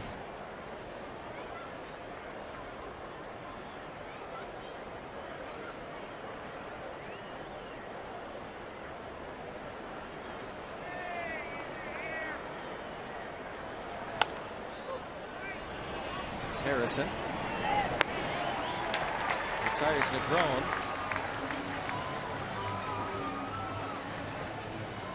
Scahill tossed a couple of scoreless innings on Sunday in St. Louis.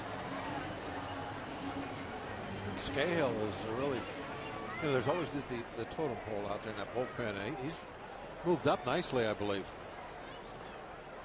Becoming more and more important in that bullpen.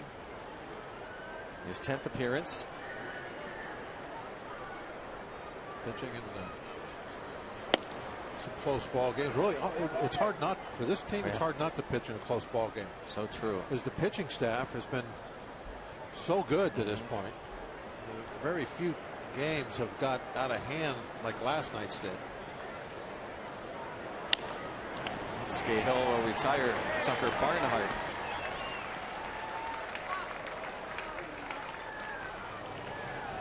Pirates and Cardinals conclude the homestand on Sunday, Mother's Day, and all moms in attendance will get a reusable tote bag courtesy of the MLB Network. And stop by the #1 Cochran Family Fun Zone before the game. And after the game, kids and moms can run the bases courtesy of the original pizza logs. For tickets, go to pirates.com.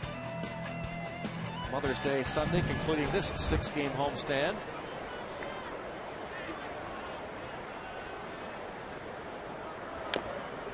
Mike Leake doubled in a run in the 4th.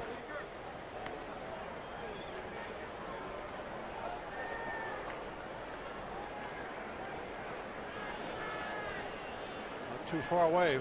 Mom's Day is coming up quick. Yeah.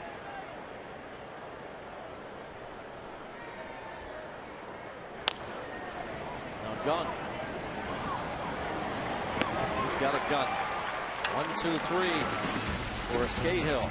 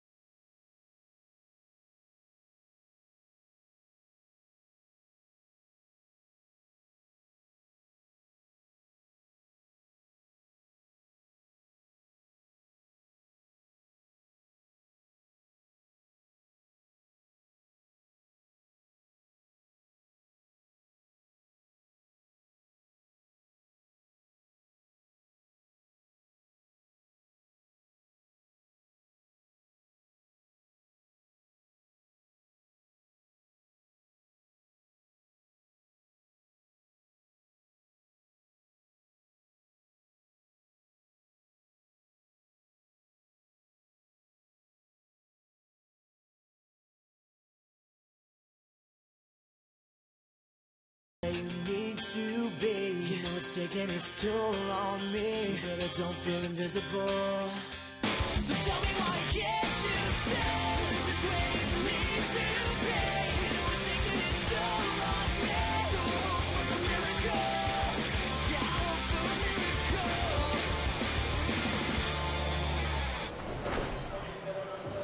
Well, the Pirates trailing 3-0. As Garrett Cole is on the hook. The third time around for these Pirates batters. See about this approach. We talked a lot about Mike Leake getting a bunch of ground ball outs. A dozen of them through the first 5 innings. And the 2 infield singles. Jung Ho Gung in the second and Cole himself in the third inning. That's been it against Mike Leake. Polanco has lined out and struck out. That made the hardest hit ball of the night by a Pirate.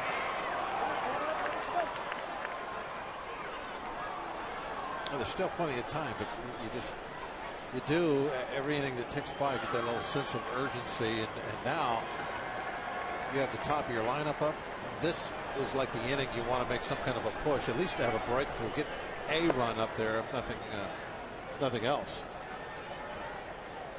You might not be able to tie this thing up or take a lead all in one inning, but something. This is the inning you want to start. And despite what happened last night in the 9th inning with Chapman, you still don't want to ever leave it to the 9th inning against these guys. Opponents came in batting just .179 against Mike Leake. It was the 6th lowest average in the National League.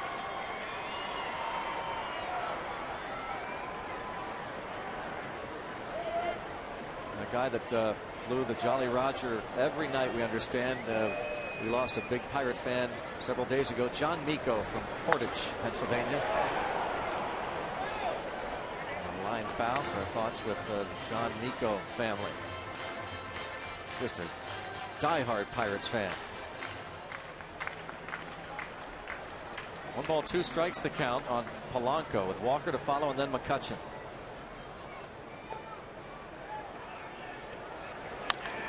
A bouncer to Pena. Another ground ball out. Let's go to Rob King for a State Farm game break.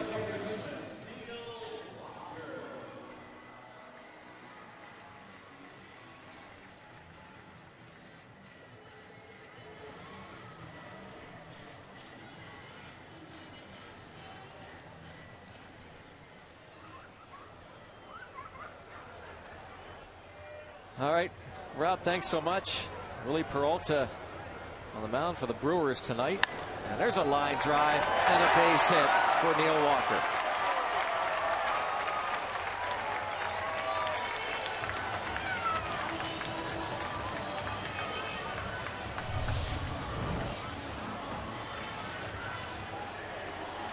Good job by Neil. Ball's down and away. Takes it right back through the middle. Really anxious to see now this at bat with McCutchen. You know, he's had some looks now at Leake. And thinking about what he tried to do with that last at bat. Let's see how he handles this one. Will he try to look for something to pull this time and not try and pull the outside pitch?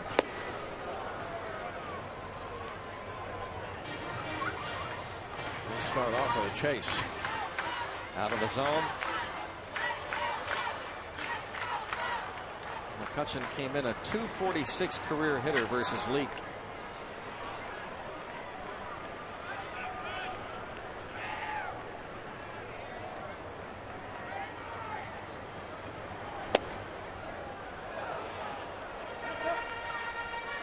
And he finds himself in the hole 0-2.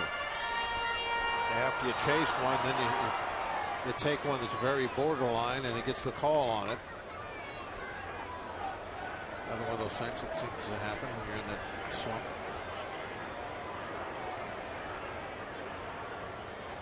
Now cuts you on the defensive a little bit. A little dribbler to the right side. Can't get a Leak. 2 outs.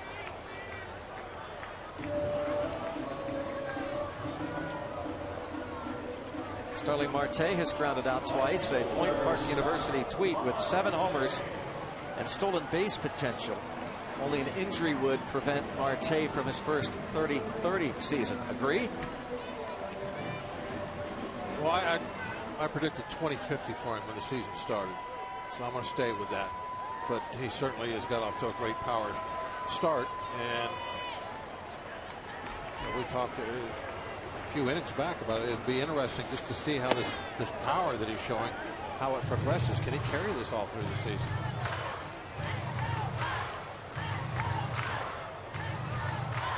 But I think 20-some home runs and 50 steals are well within his reach.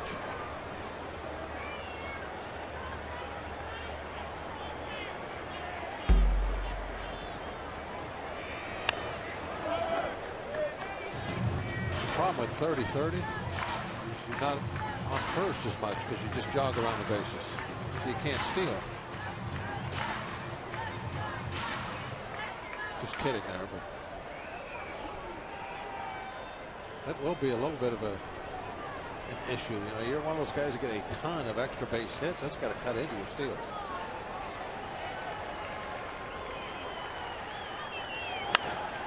Bouncer foul.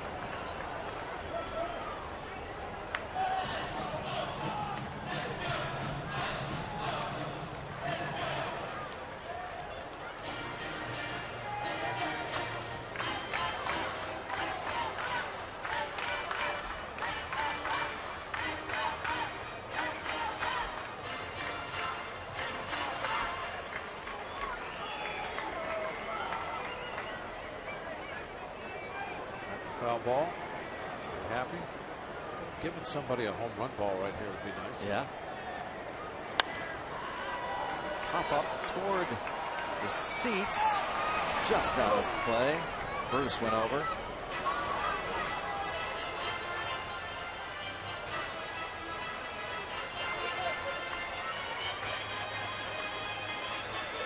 That's a large glove. I'll tell you what, I don't want to get in front of a line drive with that glove, because I could see where the ball would whistle right through those spaces in that web.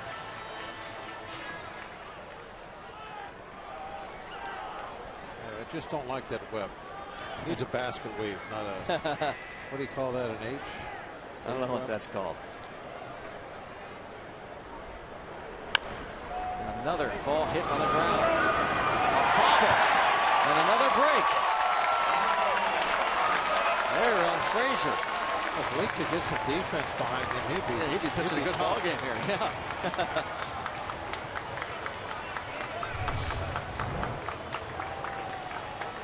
Now this time he goes to the glove, and Frazier can't pull the ball out of the glove.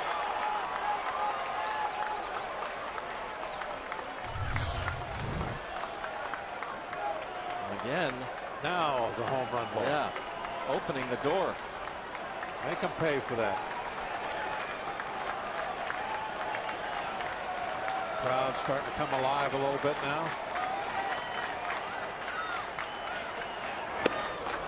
Wanted it there for sure. Leake has done a phenomenal job. Only 2 balls have been lifted in the air all night long.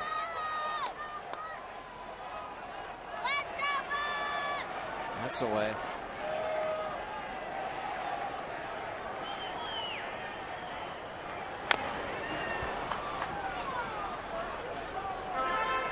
Oh, and 2. Alvarez has 5 home runs on the season, and we mentioned Leake has given up 5. Mike Leake actually pitched college ball, Arizona State, for Pedro Alvarez's father-in-law, Pat Murphy. Pat Murphy, now the manager at AAA for the Padres organization. Marte takes off and will reach without a throw. 5 stolen bases for Marte on the season.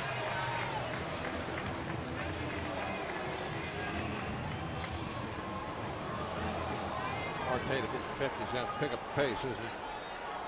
He can do it, though. 30 within reach. Oh, for sure.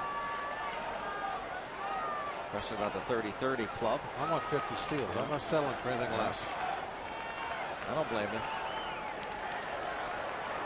1-2. Wow. Strikes out looking. 3-0 Reds.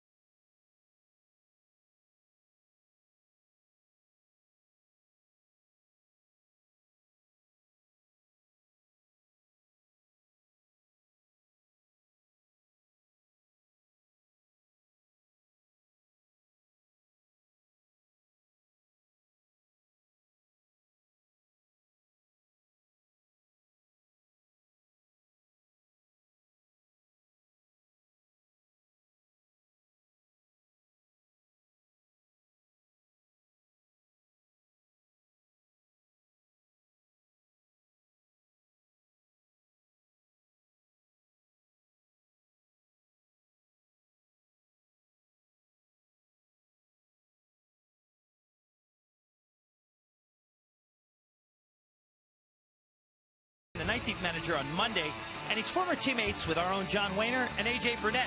He played with Wehner. They won a World Series together in '97, also played together in '98. And A.J. Burnett was a rookie in '99 when Counsell played there. But Corey Hart also played with Craig Counsell for 6 seasons. I asked him, Greg and Bob, if he noticed any traits while he was playing with Counsell, how he would, if he would ever see him becoming a manager. He said, absolutely. I said, well, what stands out? What are those traits? He said, he was never a superstar guy, and I was teammates with Ryan Braun and Prince Fielder on those teams. And they kind of talked a little bit, joked around, and sometimes they weren't a little serious. And as soon as Craig Counsell would say something, they stopped and listened. Even though Counsell was never really a star player, he was always a serviceable utility guy that played all over the place. Once he spoke, everyone listened. He said that spoke volumes about the kind of leader that he was. And here he is, leading a division rival in the NL Central. Robbie, Jim Leyland has said, in fact, we had a banquet a couple weeks ago honoring Steve Blass. You were there, Bob and John, and Jim Leyland spoke and said every team needs a guy like a John Wehner or Craig Counsell. Oh, absolutely. And the guys in that clubhouse, I mean, I totally understand what Robbie was talking about there, where even the stars kind of shut up and listen. Those guys, they're on every team, where they command the respect of everybody, even though they're not the quote-unquote star player. And that's, you know, I think early on, everyone knew that about Counsell. I mean, I've talked to him a couple of times, and, you know, right away you're just impressed with his baseball knowledge. And it's funny, the son of the lamp, his politeness was nice as can be. And I remember that the first time I met him. It just, what a nice, easy guy to talk to. He kind of reminds you of John Wehner, the way he played, and John's an awfully nice guy. And I think John Wehner would make an excellent manager. What a play by Pedro Alvarez, the out recorded. A bullet. Pedro turned it into an out. Great play by Alvarez at first.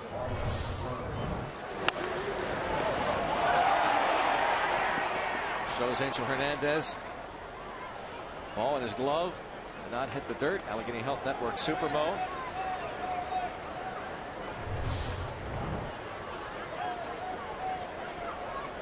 Brings up Marlon Byrd.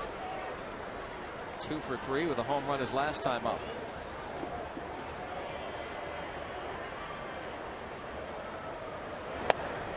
But you know, having known John a long time and talking to him baseball, he's as good a baseball guy. Oh, as absolutely. I mean, he's my go-to guy. You know that when I have questions, we go out after the game and talk about all the stuff that's gone on, and not only in our game, but we'll sit there and watch the West Coast games.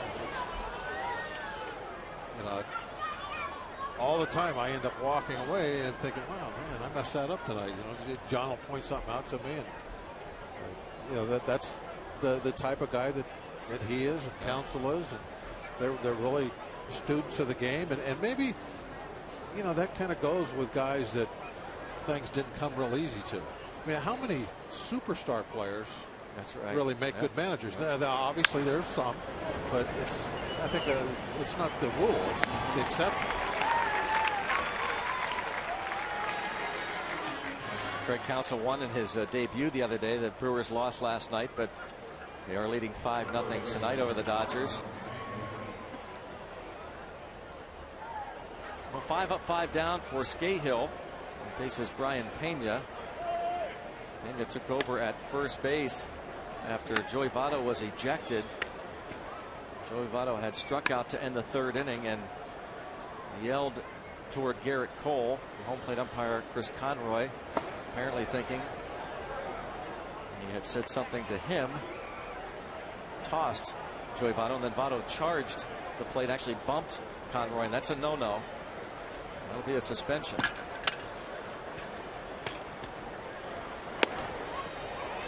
1-1 on Pena. You cannot make contact with an umpire and not be punished.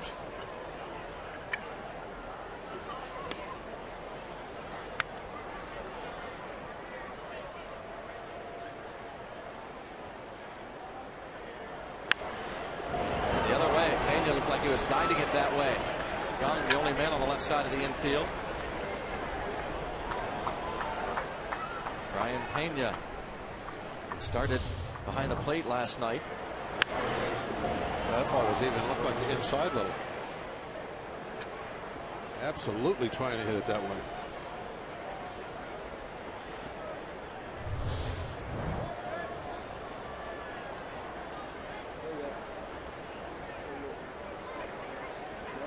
Todd Frazier on base twice, last time up walked. He scored the first run. He tripled off the padding in right center field leading off the fourth inning. He scored on the Mike Leake double.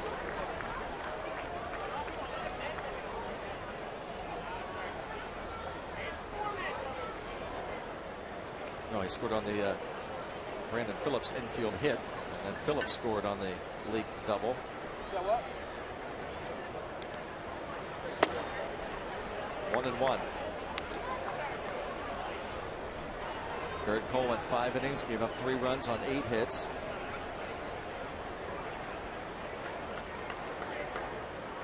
Frazier is now 7 for 20 against Pirates pitching in the season series.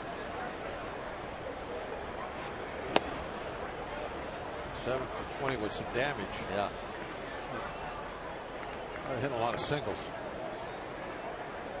Is it 3 homers now against the Pirates this season? Oh, with that double off top of the padding. 15 career home runs against the Pirates, the most against any club for Frazier. The Reds have started the season winning 4 straight against the Pirates for the first time since they went 5-0 at the start of the season series against the Pirates in 1985. A long time. The Reds started a year 4-0 against Pittsburgh. Now they're looking to go 5-0 as Scahill gets Frazier for the strikeout. Scahill has pitched a couple of scoreless innings in relief of Garrett Cole. He would be due up 4th in the bottom of this 7th inning. So the hope is that the Pirates will get a couple of men on and figure something out here against Mike Leake. Mike Leake has allowed just a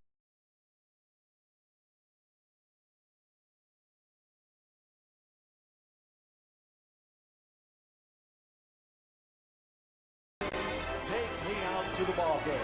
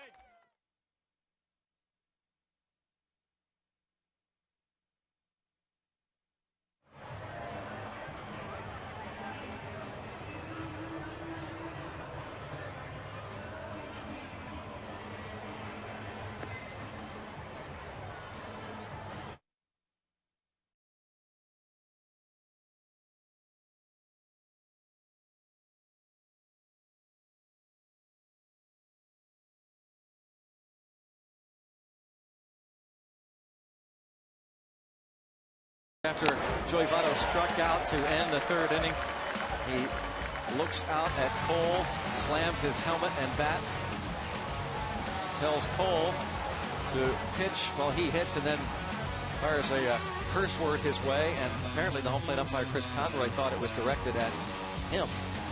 He was ejected, and you saw Votto, when he found out he had been tossed, make contact with Conroy. Here is now the bottom of the 7th inning, and Leake working on a 3-hit shutout.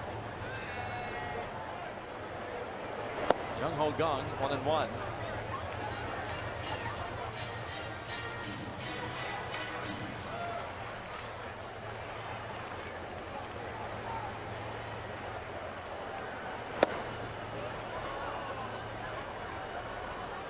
All these ground balls that Leake's been getting tonight, has been able to be extremely frugal with his pitches. There's a pop-up. It's going to result in an out.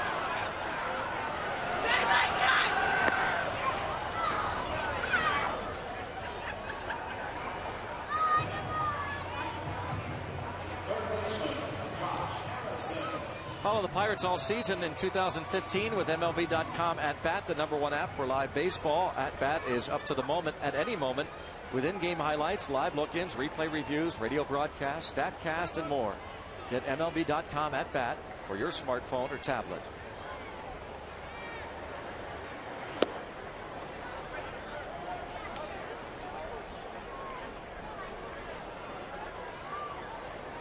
Even when Leake is just trying to get ahead of you, throw strike one, he's still most of the time out on the edge somewhere, doing a good job staying away from the middle part of the plate. A few times he's gone there, but not very often. Pretty remarkable.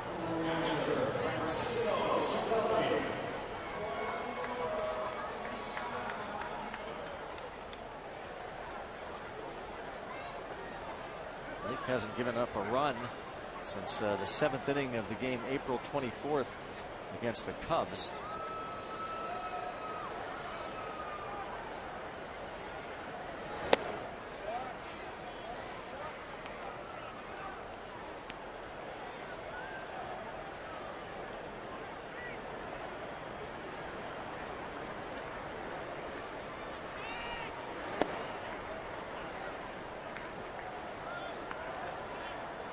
Cervelli has bounced out twice to the shortstop, Negron.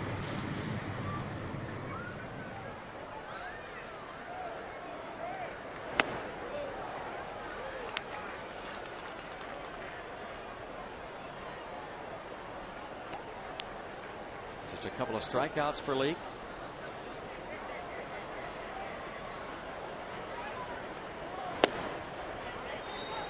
Can't be that many 3-ball counts like he has right now, 3-1.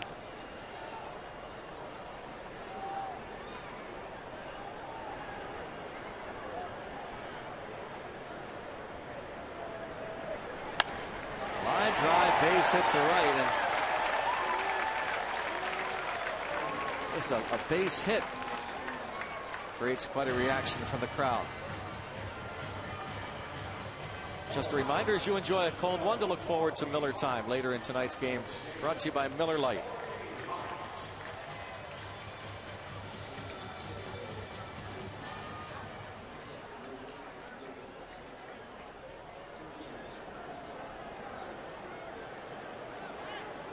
Good job by Scale. And Corey Hart with a pinch hit single. A pinch hit single for Corey Hart. Great pinch hit numbers for Hart this year. Very aggressive when he's in this pinch hitting role. He goes up there looking to hit right away, swinging the bat. Got those long arms, he can reach out and get to that outside pitch.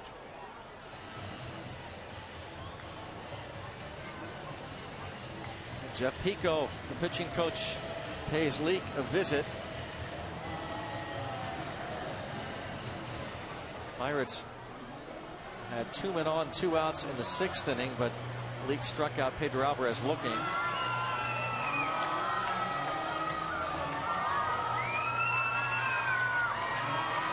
Had a runner at second in the 5th inning with 2 outs, but Leake was able to get pinch hitter Steve Lombardozzi to ground out. And just the 3rd time the Pirates have had a man at second. Archimedes Caminero will be pitching the 8th inning.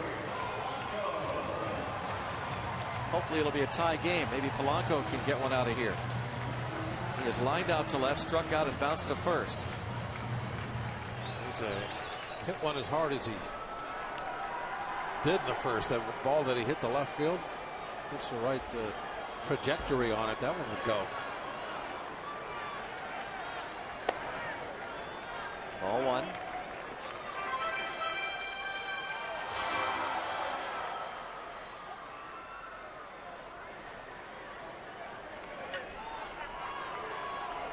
This is the first time that Leake has gotten himself in trouble. And a little tapper. Polanco. Safe! And here comes a run to the plate. Wait a minute, they're going to call him out for running out of the base path. Yep. They're going to call Polanco out as he went out of the lane. He's got to be in foul territory going down that line. And apparently he was in fair territory running out of the lane. It's going to be the final out, and a 3-0 lead will hold for the Reds. Now, once it gets by that halfway point, he needs to get in foul territory. Boy, it looked like he was in foul territory. It does, doesn't it? Yeah, he wasn't out on the grass.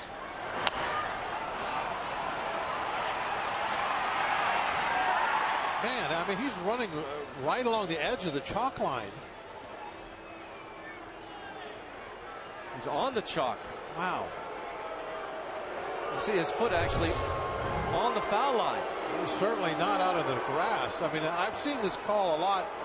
Not a lot, but I've seen a call if the runner is actually out in the grass. But running right along the edge of the chalk line, I mean, that's, I guess, technically he wasn't in that running box or in foul territory.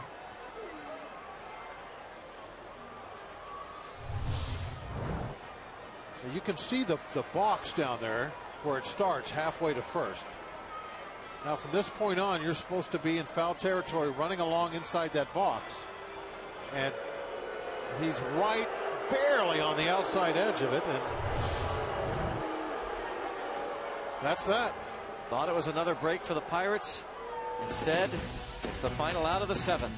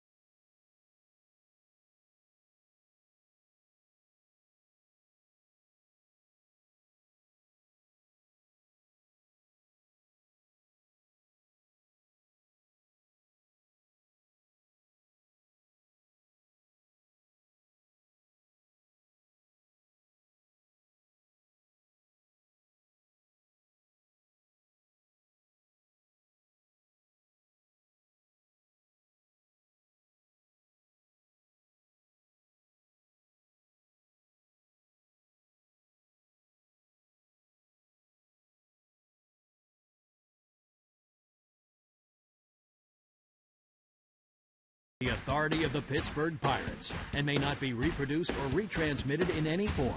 And the accounts and descriptions of this game may not be disseminated without the express written consent of the Pittsburgh Pirates.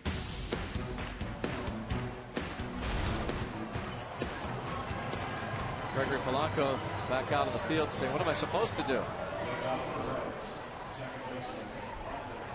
3-0 Reds.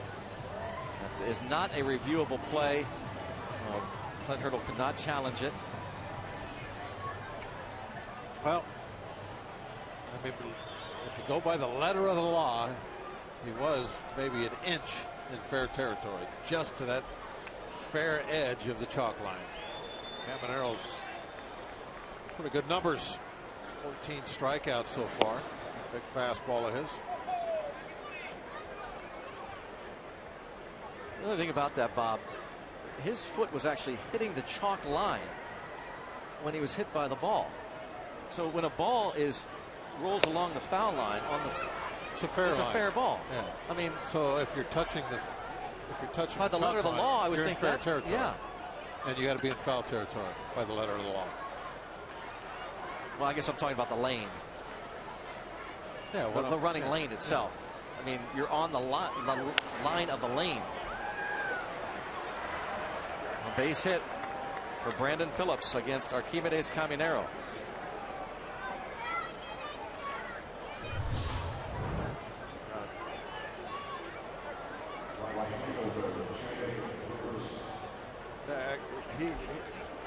He is. He's hit the chalk line.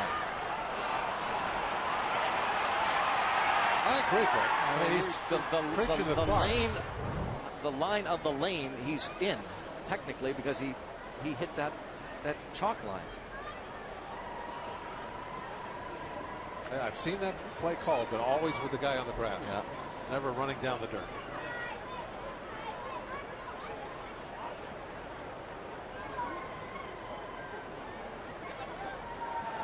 Obviously, we're begging because this offense is struggling so badly. Look for that kind of a break. This is our frustration coming out. Yep.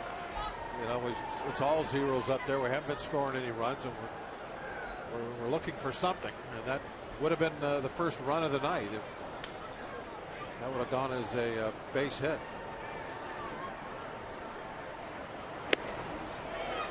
One ball, one strike on Bruce.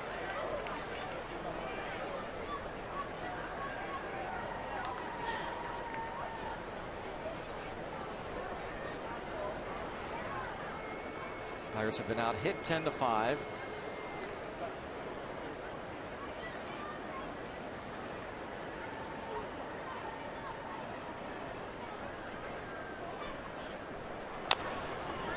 Reds scored in the fourth inning after a leadoff triple by Todd Frazier was followed by a swinging bunt single that hugged the line by Brandon Phillips. That brought in Frazier, and then with 2 outs and after an intentional walk to the catcher Tucker Barnhart, Mike Leake doubled in the second run.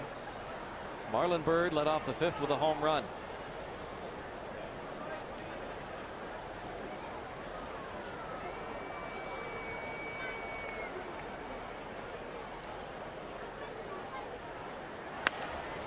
Line foul.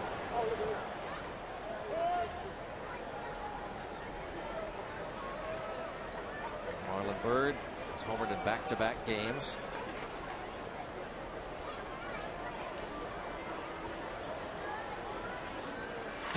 The Panthers baseball team heads to Atlanta, Georgia this weekend for an ACC matchup against the Georgia Tech Yellow Jackets. Don't miss First Pitch live right here Saturday at 1 on Root Sports.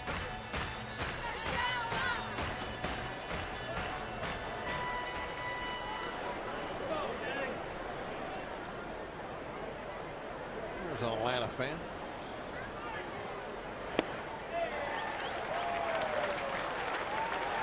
Bruce down on strikes. Caminero gave up the hit to Phillips. Punches out Bruce. And now Christopher Negron. A little split finger pitch. Looks like a nice change up. It has a little bit of fall at the end.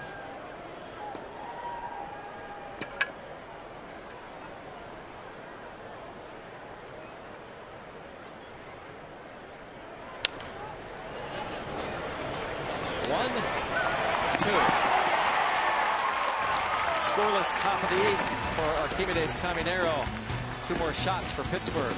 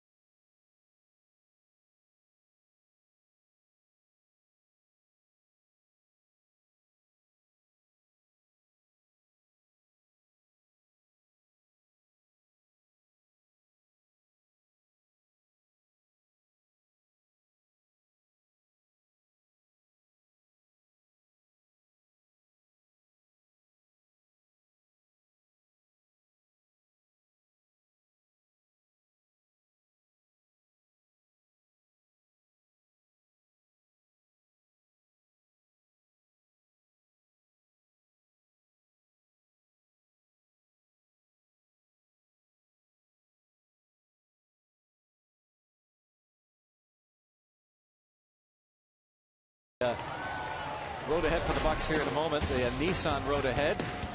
A.J. Burnett looking for his first win. That sparkling 1.45 ERA. Anthony DeSclafani is 2-2 with a 2.03 earned run average. Coverage starts at 6:30. Neil Walker will step in here and take ball 1 from Mike Leake.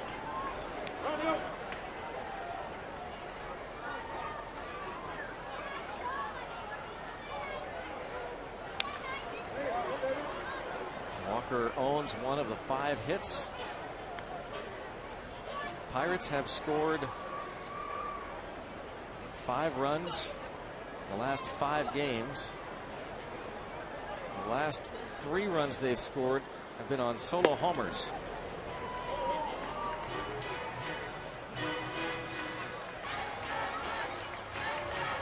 They scored 2 runs on Sunday against the Cardinals on home runs from Jung Ho Kang and Pedro Alvarez. They scored 1 run last night on the Marte home run. And nothing so far tonight. And one thing on everybody's mind is, look, it's the 8th inning, and when you're playing a team with one of the few just absolutely elite closers, you do not want to leave it to the 9th. We talked about that a lot last night. Jumbo Diaz, the right-hander, Tony Sangrandi, the lefty, loosening in the bullpen. And even though Chapman threw some 30 pitches last night, Brian Price will be willing to go to him again. He hadn't pitched in a week. So surprised last night they had nobody up throwing behind him. I mean, he could have easily have thrown 40 pitches in that game. Walked the bases loaded, but struck out the side. I just kind of thought if you're trying to get him some work, you know, like maybe 20-25 pitches and then get him out of there at 7-1. But he definitely got a workout, and it could have been a lot more. Line drive, foul. A little too quick.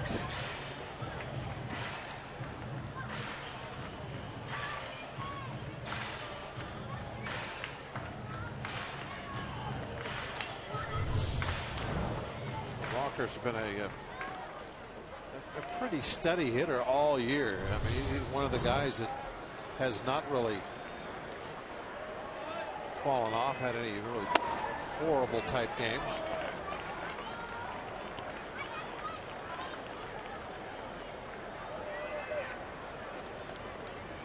that's the guy that is the opposite. Really in the worst slump of his career. Phillips retires. Neil Walker.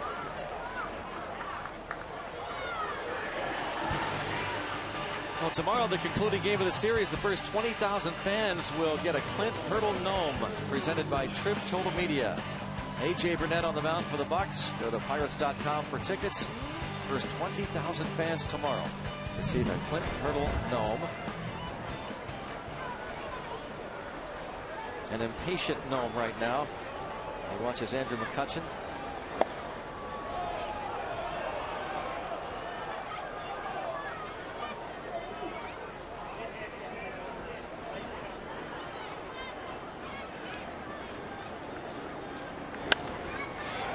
Drive towards center field and in front of Hamilton, and it's just a base hit, but it probably feels pretty good. It's something, and this is a breaking ball that's in that same location that he tried to pull and rolled over on and hit the ground ball. Off speed, down and away, and he goes the other direction with it for the base hit.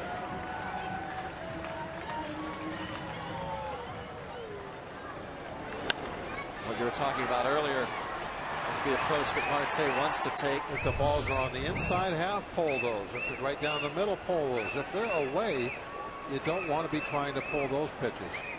Most of the time, it's going to be a ground ball to third or short.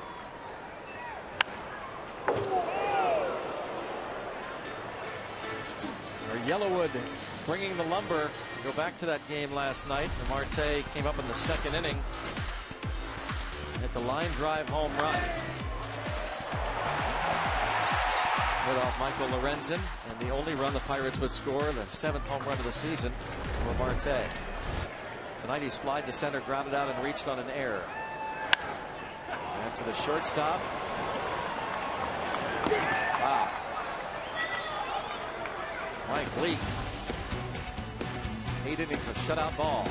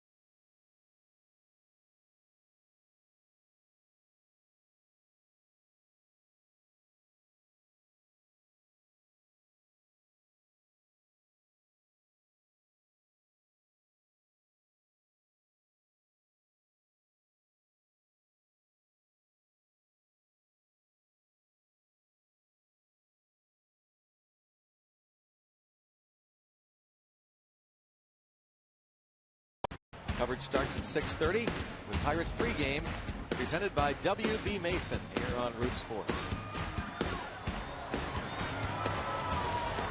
Andrew McCutchen singled, then he raced on the Marte double play ball. This is after the hit. Up toward the sky, and wow, a hit. He smiled there. Phillips said something to him as he was walking off. Made him laugh a little bit.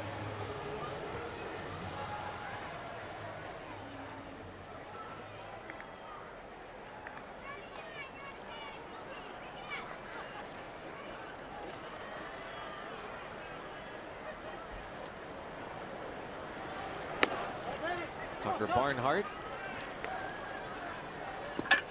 against Tony Watson.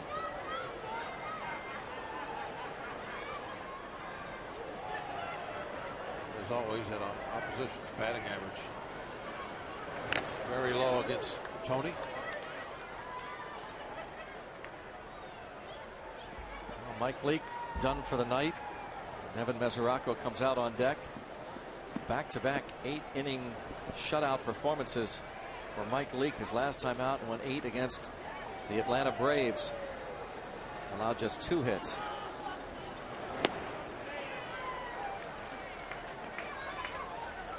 $19 ground ball outs tonight for Mike Leake. That is unbelievable. In 8 innings, 19 ground ball outs. Chapman getting ready.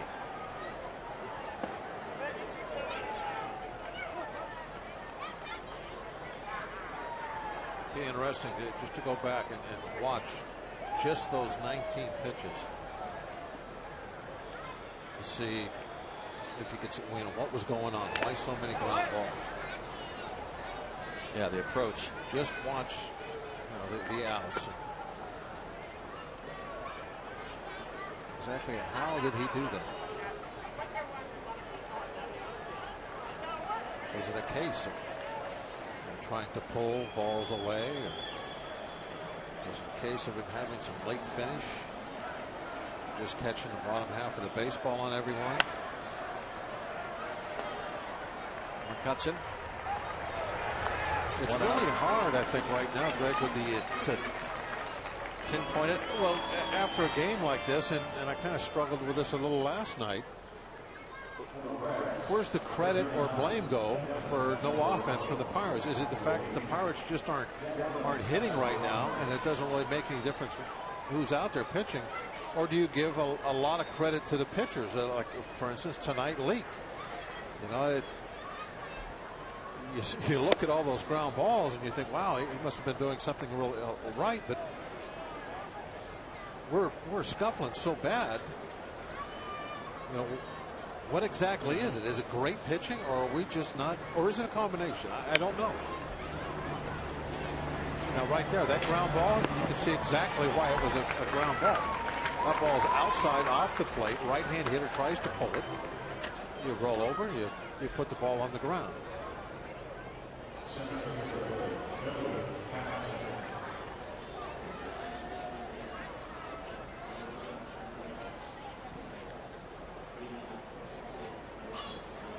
Billy Hamilton, right-handed. I think it's the case right now that the Pirates are really burning a lot of midnight oil in the video room, trying to get this thing, a handle on why. Not everybody, for instance, talked about Walker, and Marte seems to be hitting the ball pretty well, obviously, the RBIs and the home runs. But there's something going on with a number of the hitters, and it's probably not the same thing, obviously. It's not easy to find sometimes.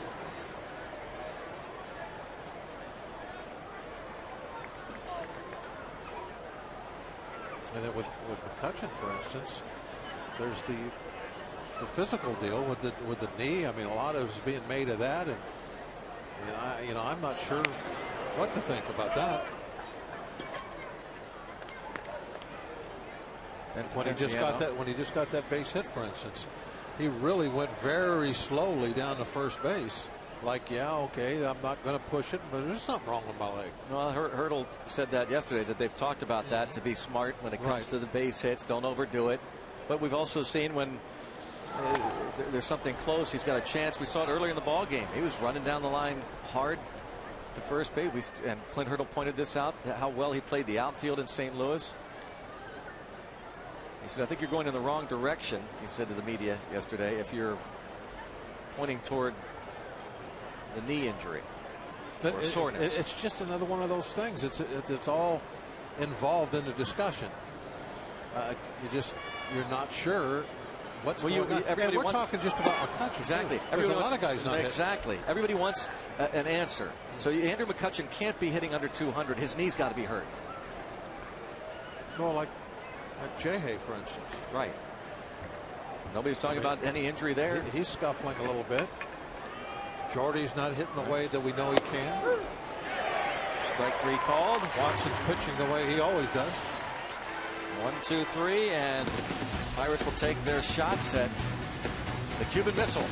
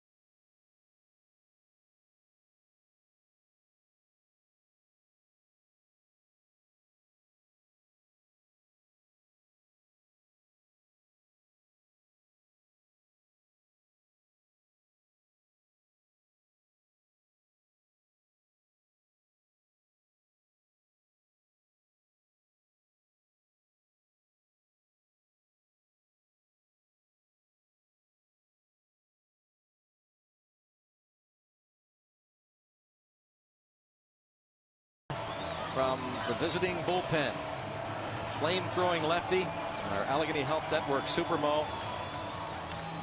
This, unlike last night, is a saved situation. And he is, as Bob said earlier, without question, and has been one of the absolute elite lights-out closers in the game. A dozen outings, 5 saves, and 5 chances, has not given up a run. I mean, sometimes I've looked at his numbers over the years, and especially the strikeout numbers and the hardly any base hits, and it's like watching or looking at stats from a real good high school pitcher that's just dominating his high school league. That's how Chapman has been at times. I mean, look, here we are in May, still hasn't given up a run yet, no ERA. And the strikeouts are just almost silly. 22 strikeouts, 11 2/3 innings. Now, and he's walked 6, but 3 of those walks came last night. So up till last night, he'd only walked 3 all year.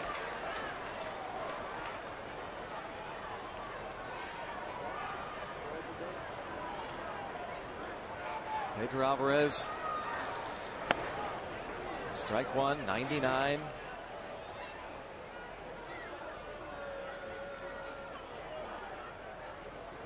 Pedro struck out against Chapman last night, chased a couple elevated fastballs.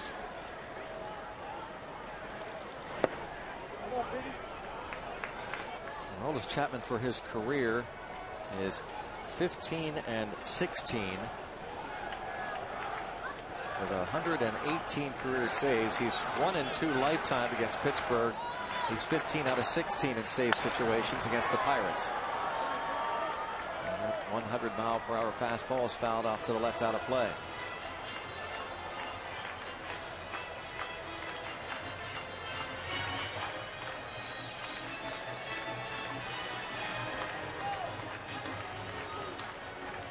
We just saw a guy who throws as hard from the right side in the top half of this inning, Archimedes Caminero. Last pitch to get Negron was 100 miles per hour.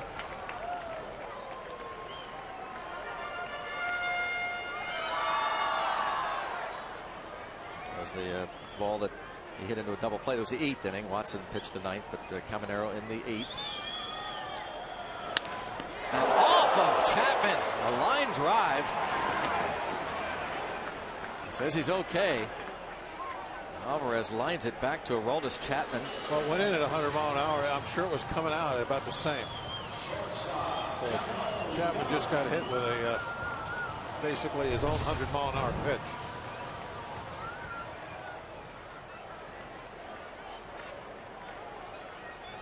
And every time Chapman gets a ball back to the middle, you got to think of spring training 2 years ago. March of last year, when he was hit in the face by Salvador Perez of the Royals. Line drive, suffered fractures of his eye, nose.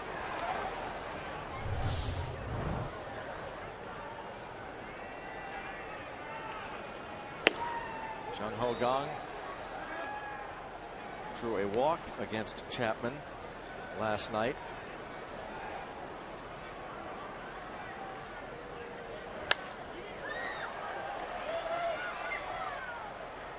He had said he had wanted to face Aroldis Chapman after he had signed with the Pirates, figuring he's the hardest thrower. If you're going to be the best, you got to beat the best. He was anxious to do that. Probably everybody that comes up in the National League, one of the things they're curious about have to be, what's it like to face Chapman? Asked him today how it was, and all he said was, throws hard. Yes, he does. 2-2. Kang has reached on an infield single, reached on an error, and fouled out.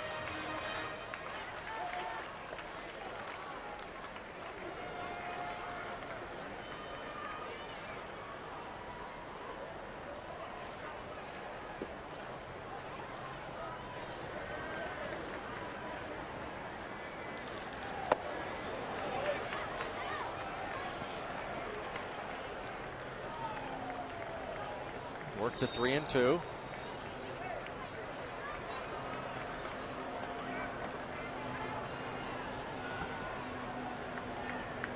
.30 pitches thrown last night for Chapman.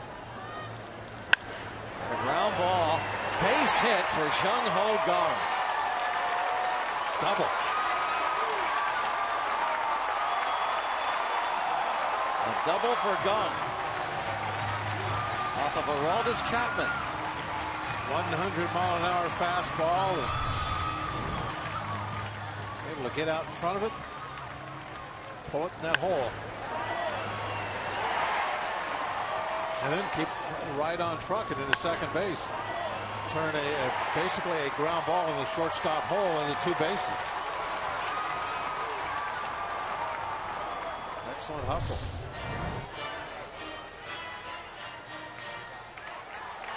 I think that Kang getting the base hit, and over the years the Pirates having faced Aroldis Chapman since he joined the league in 2010, they have a total of 16 hits against him. And fly ball to right.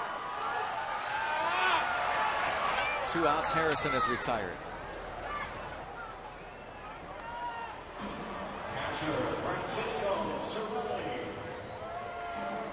Francisco Cervelli try somehow, some way to get on, with Sean Rodriguez coming out on deck to pinch hit.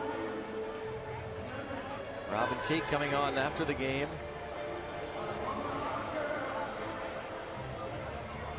Cervelli singled off of Leake the other way in the 7th inning. One of 6 hits.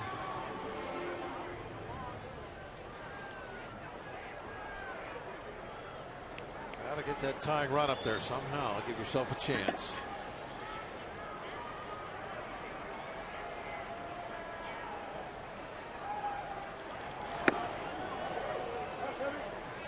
Chase one upstairs.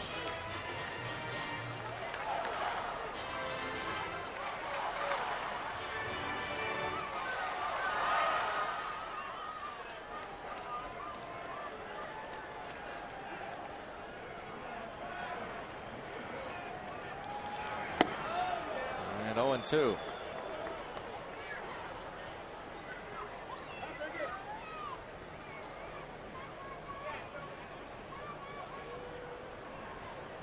Chapman trying to save it from Mike Leake. He'd go to 2-1 and hand Garrett Cole his first loss. Frazier to first, and the Reds win the first 2 games of this series, and the Pirates have lost 5 straight. They are blanked tonight. Combination of Mike Leake and Aroldis Chapman. And the offense just, continues to struggle. Tonight I think, looking at what Leake did in his last start, it was the fact that we're not swinging the bats very well, and we went up against a very hot pitcher right now, and what you end up getting was a string of zeros because of that. No answers. Nope. You just got to keep plugging away and keep working and hope it changes tomorrow. And more to talk about certainly with Rob and Teak. Greg and Bob, thank you very much. So Mike Leake improves to 7-3 lifetime against